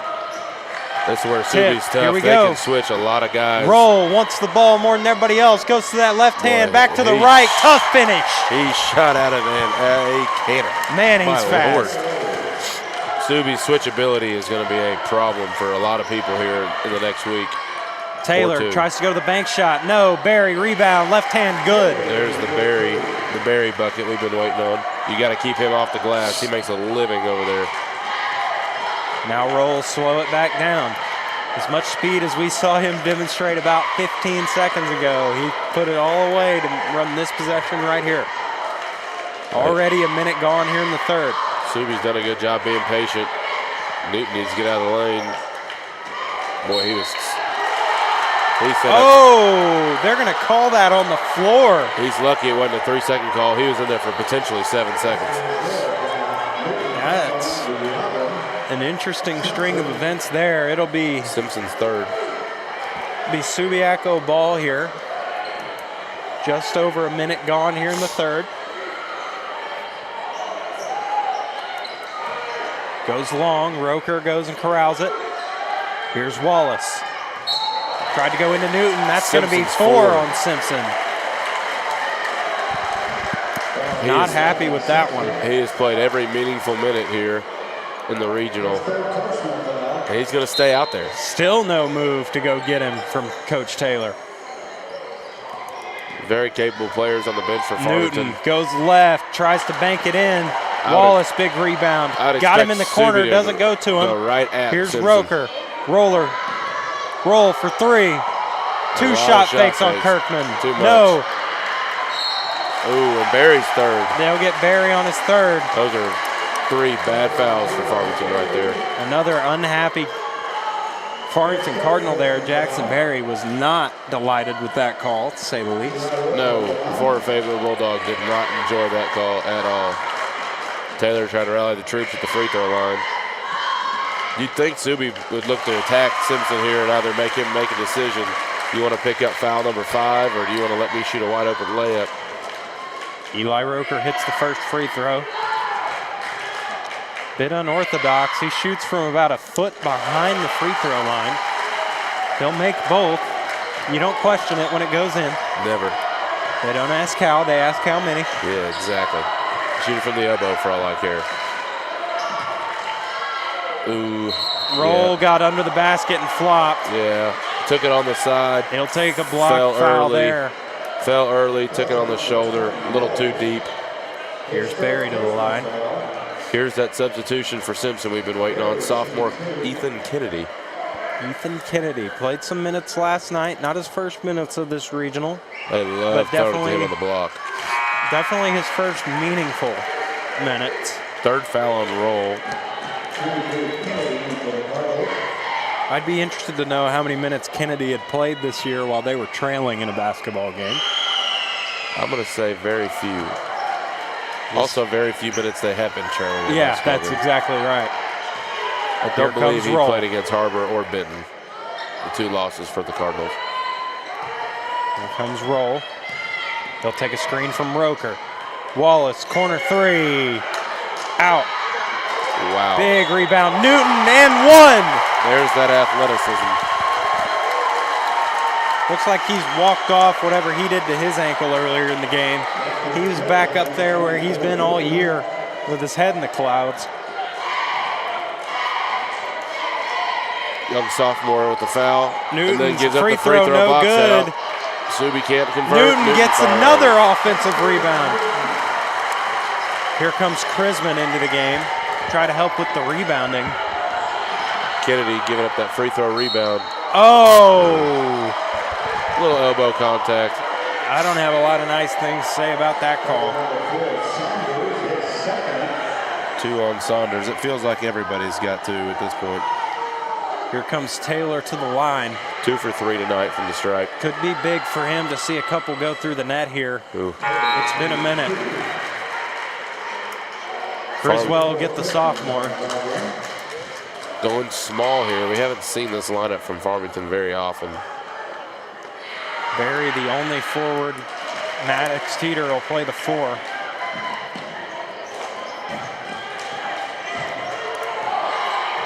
Jackson Berry camped out in the lane. They could go 3-ball right here. It looks like we're going triangle and 2 here for the Farmington Cardinals.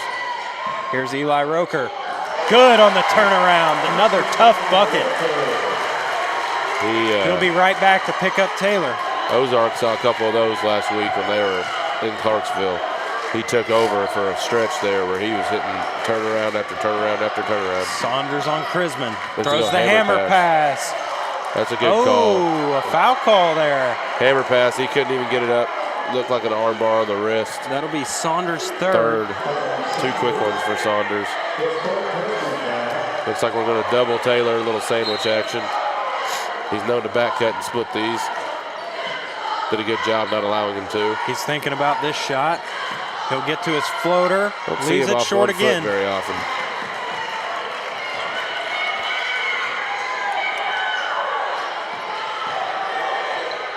Great hands there from Taylor.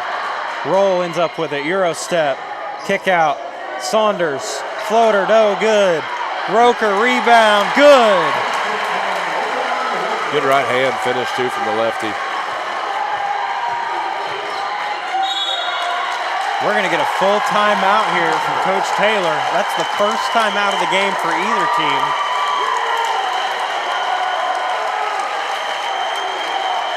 I'll tell you, it's not very often that you see a kid with, let's call that 8, 10, 12 points for Taylor and feel like he's struggling a bit.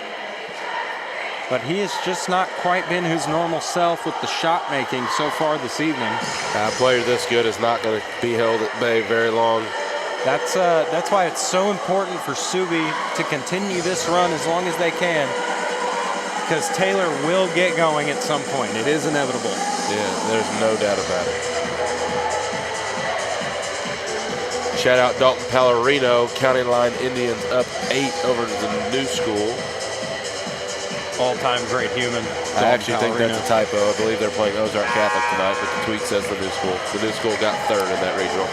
County Line with the win last night.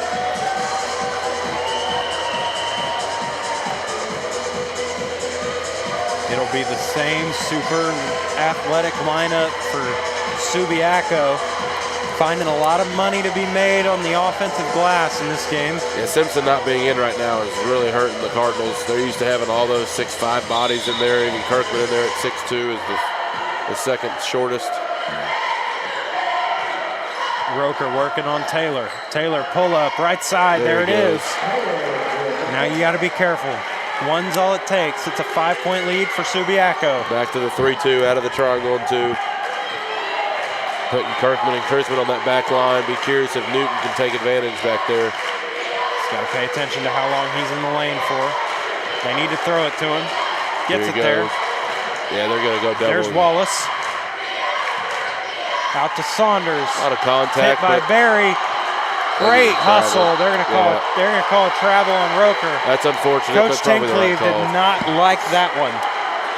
He threw whatever it was he had in his hand. Might have been his play sheet. No doubt. The rollover is what got him. Good hustle, though. A lot of contact there, but Farmington did a great job just staying still and not reaching, being disciplined. I like the no call there from the officials. Saunders stays to help. This is where he's great. There's the eye cut to Barry. He always knows it's there.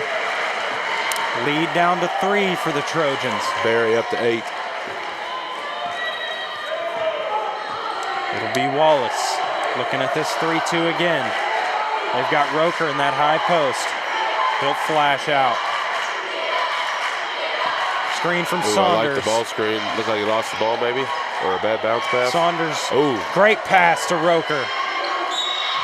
Lefty goes back to the right hand again, gets a foul call. I don't like to see Roker just catch and explode there. I think he had a lot more room than he realized. That'll be one on Krisman. His second, I believe.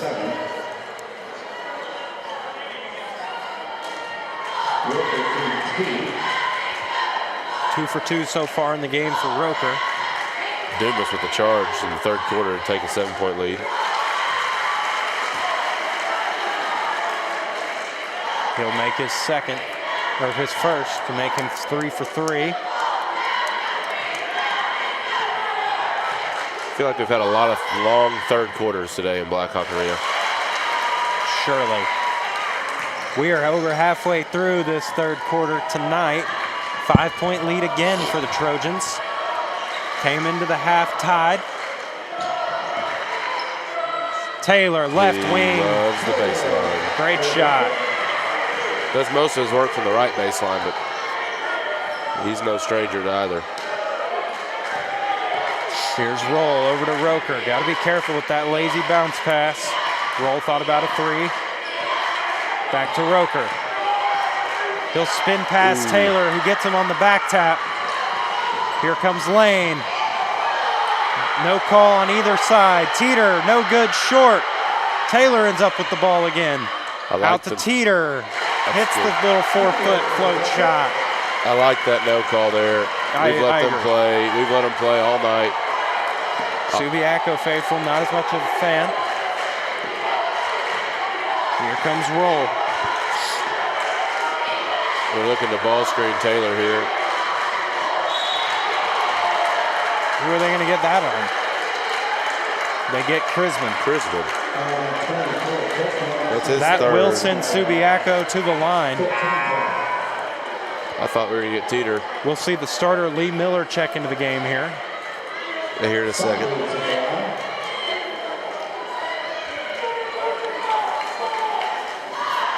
Somebody in the Subiaco faithful not happy. Not happy.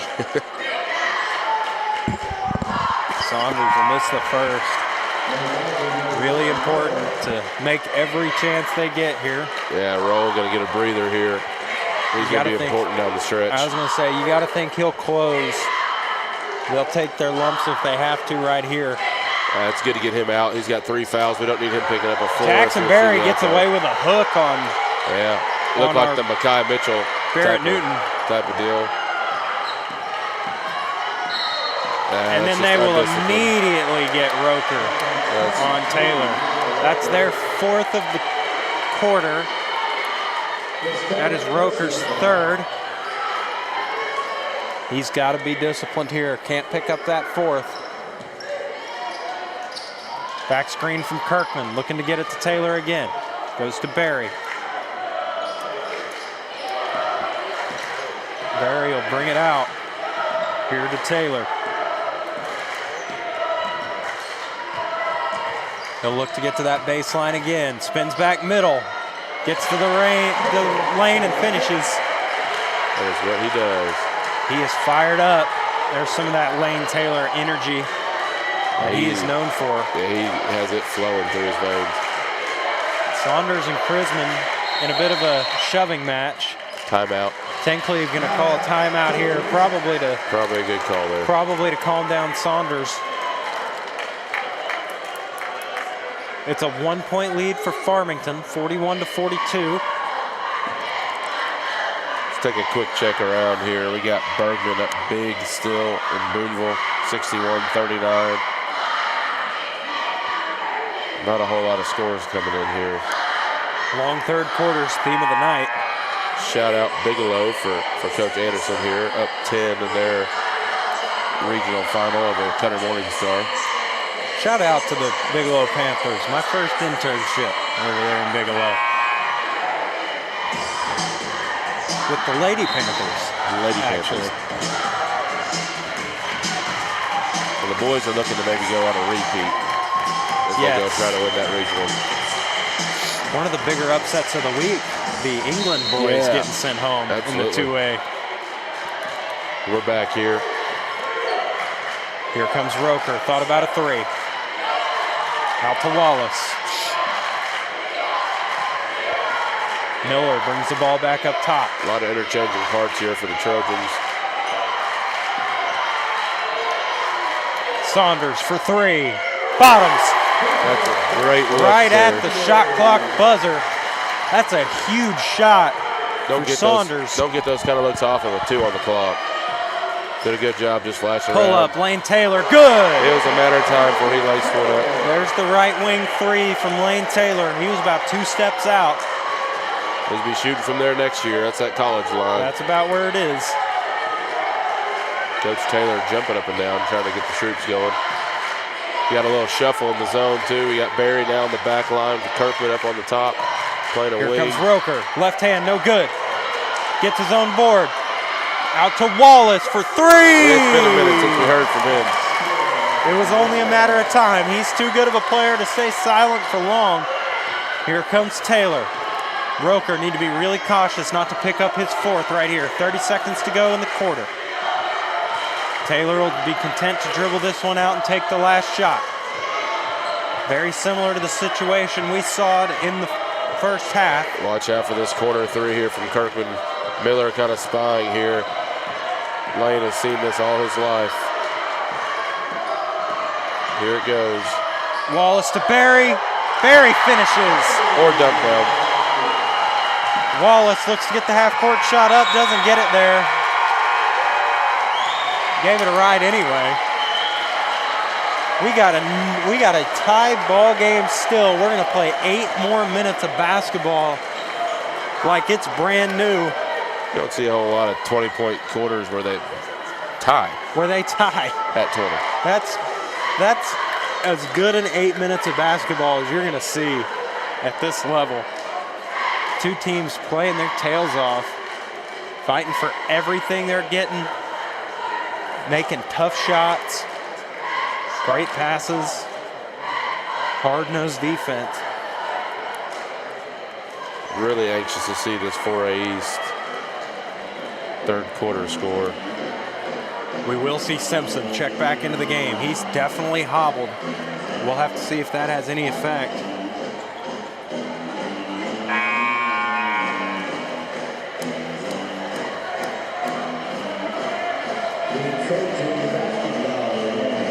The energy in the arena is palpable. You can feel the tension building here in this 4th quarter about to start. This is as quiet as I've seen a Farmington crowd in a long time. Yeah, they were really riled up there at the end of the girls' game. Only gave up 5 points in the second half. Just not a position they've seen their boys in very often in a tight game in the 4th quarter. Inbound will go to Wallace. Miller will bring it up. Turnover. Taylor gets the steal. Attacks. Miller chooses not to foul. Taylor will score.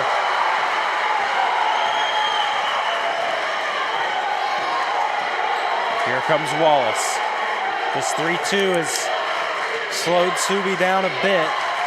If my math is right, Coach, Taylor has now creeped to 23. A quiet 23 points. Here's Saunders. Over to Newton. Thought about a 3. Kick it back up to Wallace. Deep 3. Back iron, no good. Newton offensive board. Tries to get it to Saunders. Doesn't get it there. It'll be out on Newton. He will get caught up in the air, so it's hurt him on a couple occasions tonight. He taps his head, says that one's on me, and slides right back to the defensive end to go make it up. That's what you love about that kid right there. No doubt. Looks like Little Rock Christian up 7 going into the 4th over Brooklyn. Here comes Roll back to Taylor. Give him the look he got that caused that little slump there in the middle portions of this game. Pretty There's good little a switch there by Saunders. Saunders does a great job there. Little switch back. They'll switch back. Great job. Over rotates slightly. Simpson for 3 on the wrist. Doesn't go for him. I think my eyes deceived me. I thought that was a double dribble. Get a block on The Wallace. Farmington faithful are not happy about it. Couple kids hanging over the railing, screaming at the official. We'll see if everybody can keep their glasses on. That'd be nice.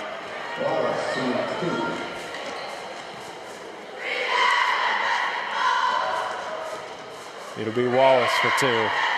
First one, back rim, no good. Only bucket so far this quarter was the steal and score by Taylor. Kirkman seems confused about something, screaming into the lane, trying to communicate. He'll head back to his left corner.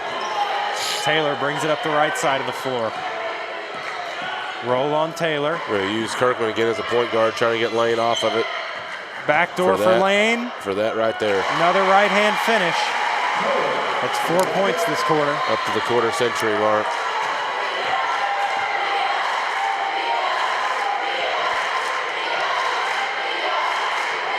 Now the Farmington faithful into it.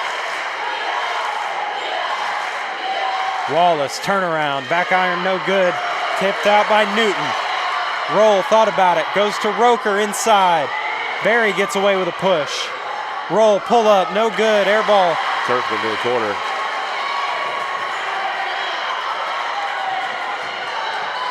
Here comes Taylor, down the lane. Oh, that's an and one.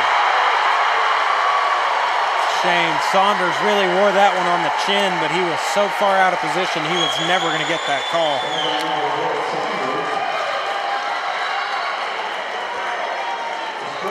That'll be his 4th foul.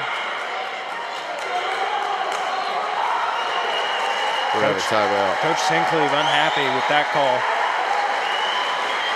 We'll call a timeout just to gather and rally the troops. It's a 5-point game. Taylor to shoot 1 after the timeout.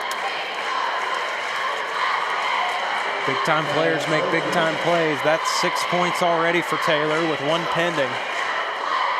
We're only 2.5 minutes in for this 4th quarter. 4A East is a little behind us.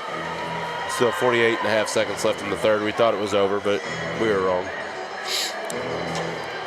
Likely heavyweight clash between the Farmington and Little Rock Christian Warriors in a couple weeks is what's being anticipated around the state. Brooklyn trying to help play a little spoiler and making that path a little bit more difficult. Subiaco still trying to make that happen as well. No doubt. Only trailing by 5. A lot of big implications. Winning this game puts you on the opposite side of Brooklyn and Little Rock Christian. Losing puts you having to go through potentially both of those 2 schools. The 4A basketball conference this year has been a murderer's row of talented teams. Yeah, there's a lot of top-end talent.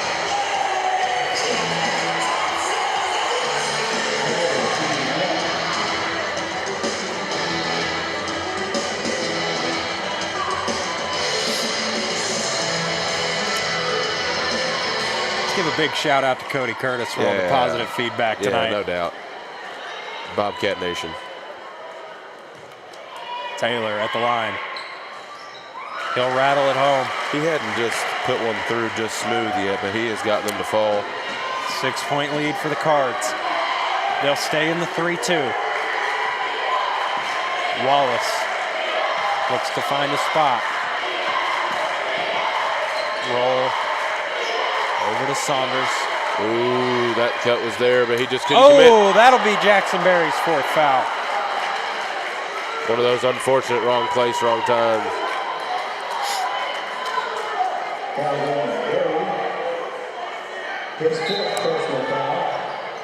Little crossing action from the Trojans. He'll go deep to Roker. They're manned up here out of bounds. Tip by Taylor. That was Roll a bid for comes a down bucket with it. for a second. There's Newton. That's why they've stayed out of that man-to-man. 4-point game. That's 10 for Newton. Most of those here in the second half. Almost exclusively all off the glass as well for the most part. Here's Barry. Kirkman will curl it. There's Taylor. Right wing, this is where he's worked from most of the day. He's got There's that back door. cut again. Simpson, one of those Rejected go-to off backdoor the passes. pogo jump by Newton. Here's Wallace. Left hand, no good. He's got to know that Simpson has 4 and go right at him. Got a little too fancy with it. Simpson wanted no part of that contest. Barry back tap from behind. Kirkman comes out of there with it. Kirkman, smart decision there. He's going to try and find lane. There's a backdoor by Taylor. It's impressive the body control that kid has. Peter thought about shooting that one off the catch. And I'd almost leave Simpson. Coach Taylor sees the same thing. He doesn't look comfortable with that ball in his hands right now. Yeah, it looked like him and Lane were actually having a little conversation with each other right there for a second about calling that timeout.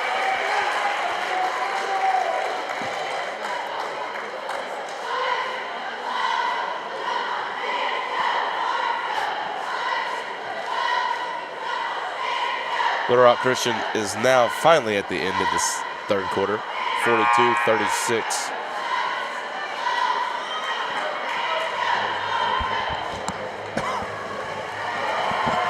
Man, what a basketball game we've had going so far tonight here in Pea Ridge. About halfway through the fourth here. Farmington up by 4 with the ball. Coach Taylor has quite a few sideline tricks up his sleeve. Got to keep an eye on the Taylor back door. Anything with Barry towards the rim is on the table for sure. They'll send Barry back. It'll be Taylor. This smells like a lane isolation. They'll spread the floor for him. Goes to his left, pull up, 3, good. That's a tough shot, man. I believe that gets him to the 30 ball. I think he's at 31 now.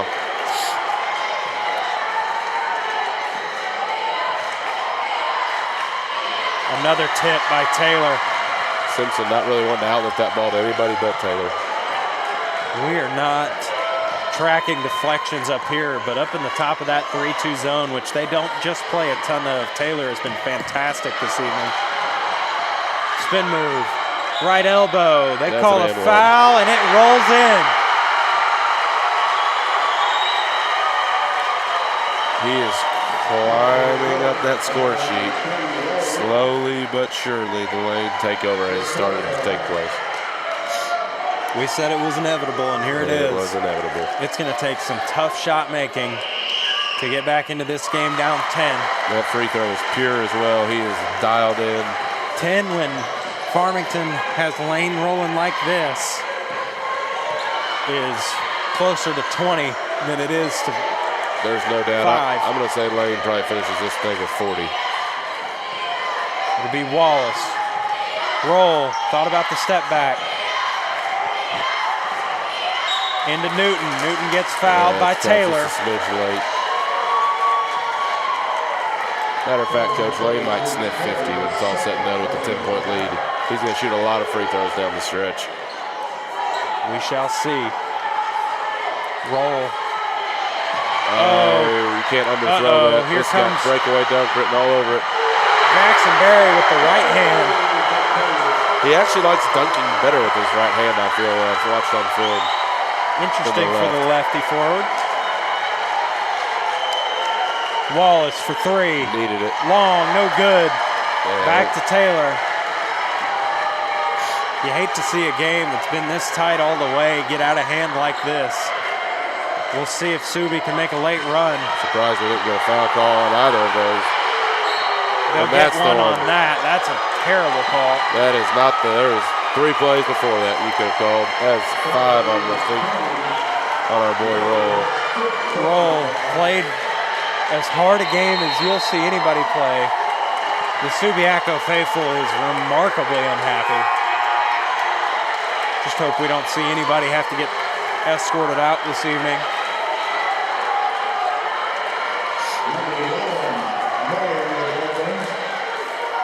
Emotions are definitely rolling.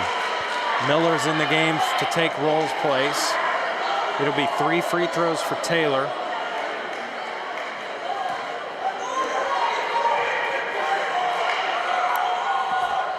I'm going to say he goes 3 for 3 on these. It is entirely possible these two teams have not seen the last of each other. Taylor hits the second. They will end up on opposite ends of the bracket, but these are two teams that could have something to say come that last weekend in March. Subiaco against Subiaco potentially playing Little Rock Christian in their quarterfinal matchup. Could be a very interesting game to watch. There's Eli Roker getting back into the scoring column. It's a 12-point Farmington lead. Taylor not looking to give it up. Yeah, he's Simpson. seen this run and jump his whole life. Taylor out to Kirkman. That's his best buddy in the left corner. Misses it. Now we're getting interesting. Here comes Miller. Down to Newton. Up and under. Finish good. 10-point game. 2 minutes to go. Had to have it if you're Subiaco. You want to see a run here. If you're like anybody but the Farmington faithful, you want this game to be close and fun. Yeah, we'd like to see a run just to make this entertainment value just go up just a little bit. These are two teams that have played an extremely hard-fought, well-executed game of basketball. You'd love to see it go down to the wire.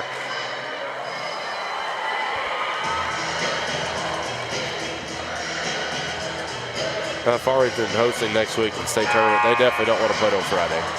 No, those extra days of rest can be all the difference in that state tournament.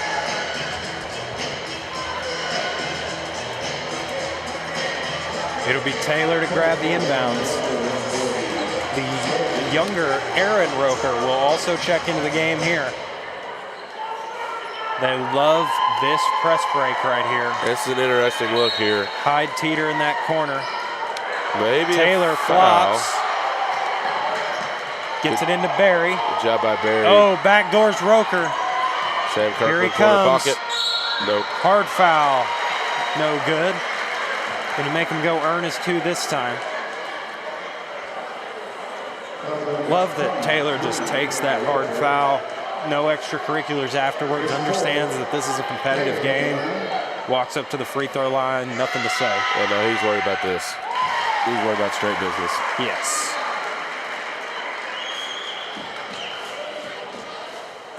His 12th attempt of the night. Makes Good. them both. 10 of 12. We're bringing in a shooter here for Subi. See if we can't make a little run.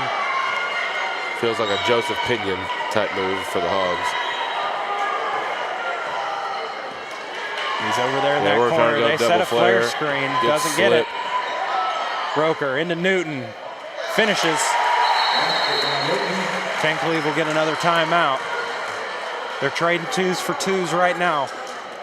Got to find a way to either stop giving up buckets or find a three-point shot. No doubt. Looks like Little Rock Christian's extending the lead just a little bit here to 10 with 4.5 to go in the fourth. Very similar trajectory to our game.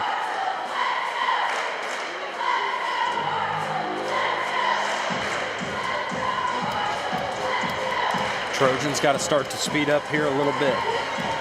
You hate putting the ball back in Taylor's hands, but you got to have points down 10, excuse me. If you're the farm cards here, it's all about just taking care of the ball. The best way to do that is just to keep it in 33's hands. Yeah, let the magician work. Just let the magician work. There's no reason to question it.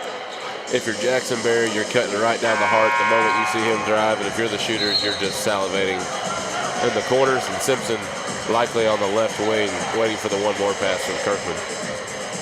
And there is absolutely no issue from any of his teammates. They all know where the ball's about to be. It's going to be in 33's hands, and they know it'll find him if it's time for it to find him. One would argue they're looking for him. Maybe a push-off. A little forearm extension. He tends to get away with those. Taylor up top. They'll try to take some time off the clock. You're not taking this ball away from Lane. No, the on-ball turnover. Oh, Yep. Point almost exactly. a little commentator curse there. Almost. Blocked.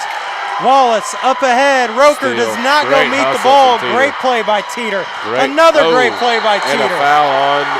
And they're going to get Eli Roker going for the ball. That's his 5th.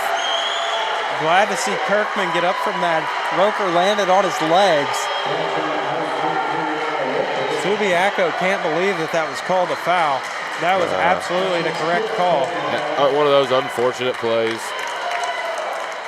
Kirkman doesn't shoot just a ton of free throws. Let's see who it's going to be here for Roker. It's going to be the shooter. That's number 5. Yeah, Caleb Cal checks into the game. See if he can't catch fire here late. Kirkman misses his first attempt of the game.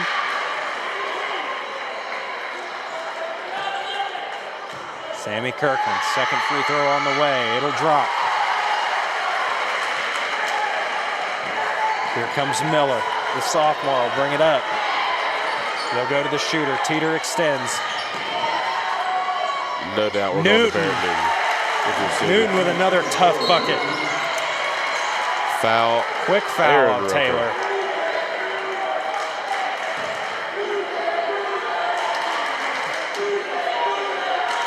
The Farmington faithful have now woken up. They were asleep for quite a while. A little front running, that's okay.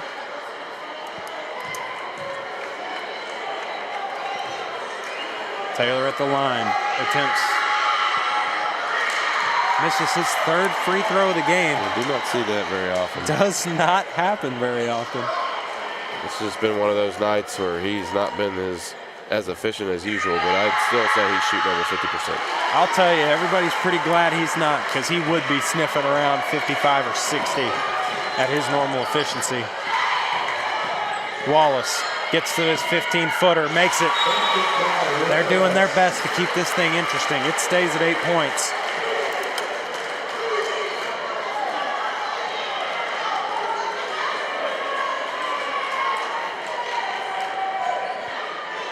That is the Subiaco Trojans' last timeout. It'll be a full timeout. 1 minute going to come off the clock, or 1 minute to sit here and reset your thoughts for both teams. What do you think Coach Taylor's telling his group right now? That's a great question. We're trying to count Lane's points. I'll tell you what I'd be telling him. Give it to 33 and get out of the way. No doubt. Get your feet set. I believe the Lane counter is at 39. 39. There's a lot of 2s, 3s, and circles and colored in circles here on the score sheet. 14 free throw attempts is nothing to shake a stick at. No, 11 of 14 from the line. Some of these kids nowadays don't understand that the great scorers in basketball history all lived at the foul line. No doubt. If you want to average 30, you probably make 8 free throws a game. Maybe more. Taylor not only gets to the line, but efficient when he gets there. I don't have the stats, but I would like to say he's probably 90 to 95%. We'll go with 90. He's been fantastic these last 2 nights. I smell a deep ball here. It'll be into Chrisman. I think they had the deep ball. Had they liked to throw They do it. foul Chrisman. Smart. That's probably the guy you wanted to foul out of all of the great free throw shooters from Farmington. Chrisman did act as the Lane Taylor when he was in junior high, so there is a chance that he is going to step up to the line here confidently. Did the same when he was a JV player as a sophomore. He has sat the longest. Oof. Sorry, Chrisman. Well, commentator's curse from my partner here. 4A East is catching up, though. We're down to a minute left in the game with Little Rock Christian up 58-47. Chrisman will miss both. Yeah, you're right, Here Coach. comes a chance. It'll be Wallace. You gotta have this if you're Shooter, open. Laced up. No, doesn't get it. It's tough to come off the bench. It's a pinch hitter. That's a great shot. They got as good a look as you could have hoped for right there. With the guy they wanted. With the exact guy they wanted to take it. It looked good all the way to the rim.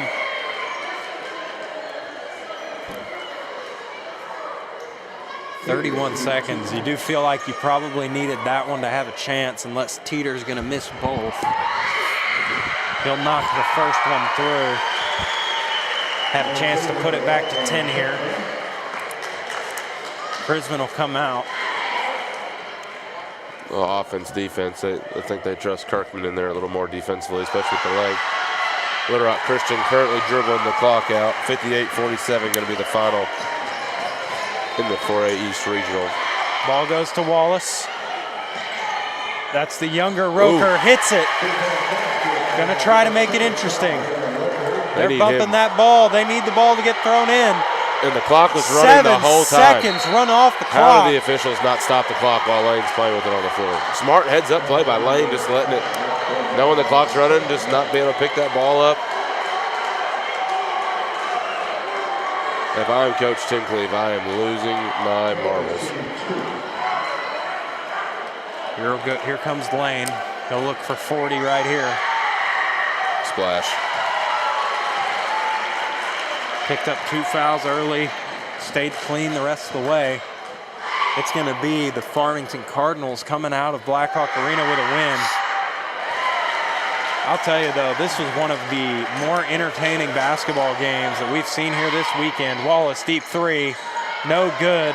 Another huge rebound from Newton off the glass. Boy, he gets 2 more rebounds to his stats. They will move it down to a 7-point game. Newton finished with 18. What a performance. And your 4A-North regional champions are the Cardinals of Farmington behind Lane Taylor's 41 points unofficially. Not his most efficient night, but as dominant as ever. Second half closer. Yeah. I'd love to see the percentage from the second half. These two teams will head home to get some rest. Farmington won't have far to go for next week's game. They're sleeping in their own beds, sliding down the street, shooting in a gym that's real familiar. They'll play Thursday or Friday in the quarterfinals. They'll get the winner of, I believe, the winner of Magnolia and Joe T. Robinson. These two teams showed a lot of respect for each other, even after the handshake line on the way back through, a lot of high fives. You love to see a game that was that competitive from start to finish, still end, and handshakes from both sides and dap-ups on the way out. No doubt. You have to respect greatness. 25-point W for Little Rock Mills in the 4A South. So that lines it up to where Subi is going to play, I believe, Warren to start, and then they will see Little Rock Christian in the quarterfinals if they were to win. And here comes old Charlie Clark, athletic director of P Ridge, to and the spirit of the Cardinals coming out. Hand you over. gotta love it. The regional title. You gotta love it. That's a great moment right there for that young man. Congratulations to the Cardinals, and congratulations also to the Subiaco Trojans on a hard-fought game. A game a lot of people did not think would be quite as close as they kept it. Definitely some things to build on, and none of it matters come next week. It's one game in front of the other. No doubt. Well, as we close down Blackhawk Arena for the last time, we'd just like to say thank you to the audience, and we'll see you later. Good night.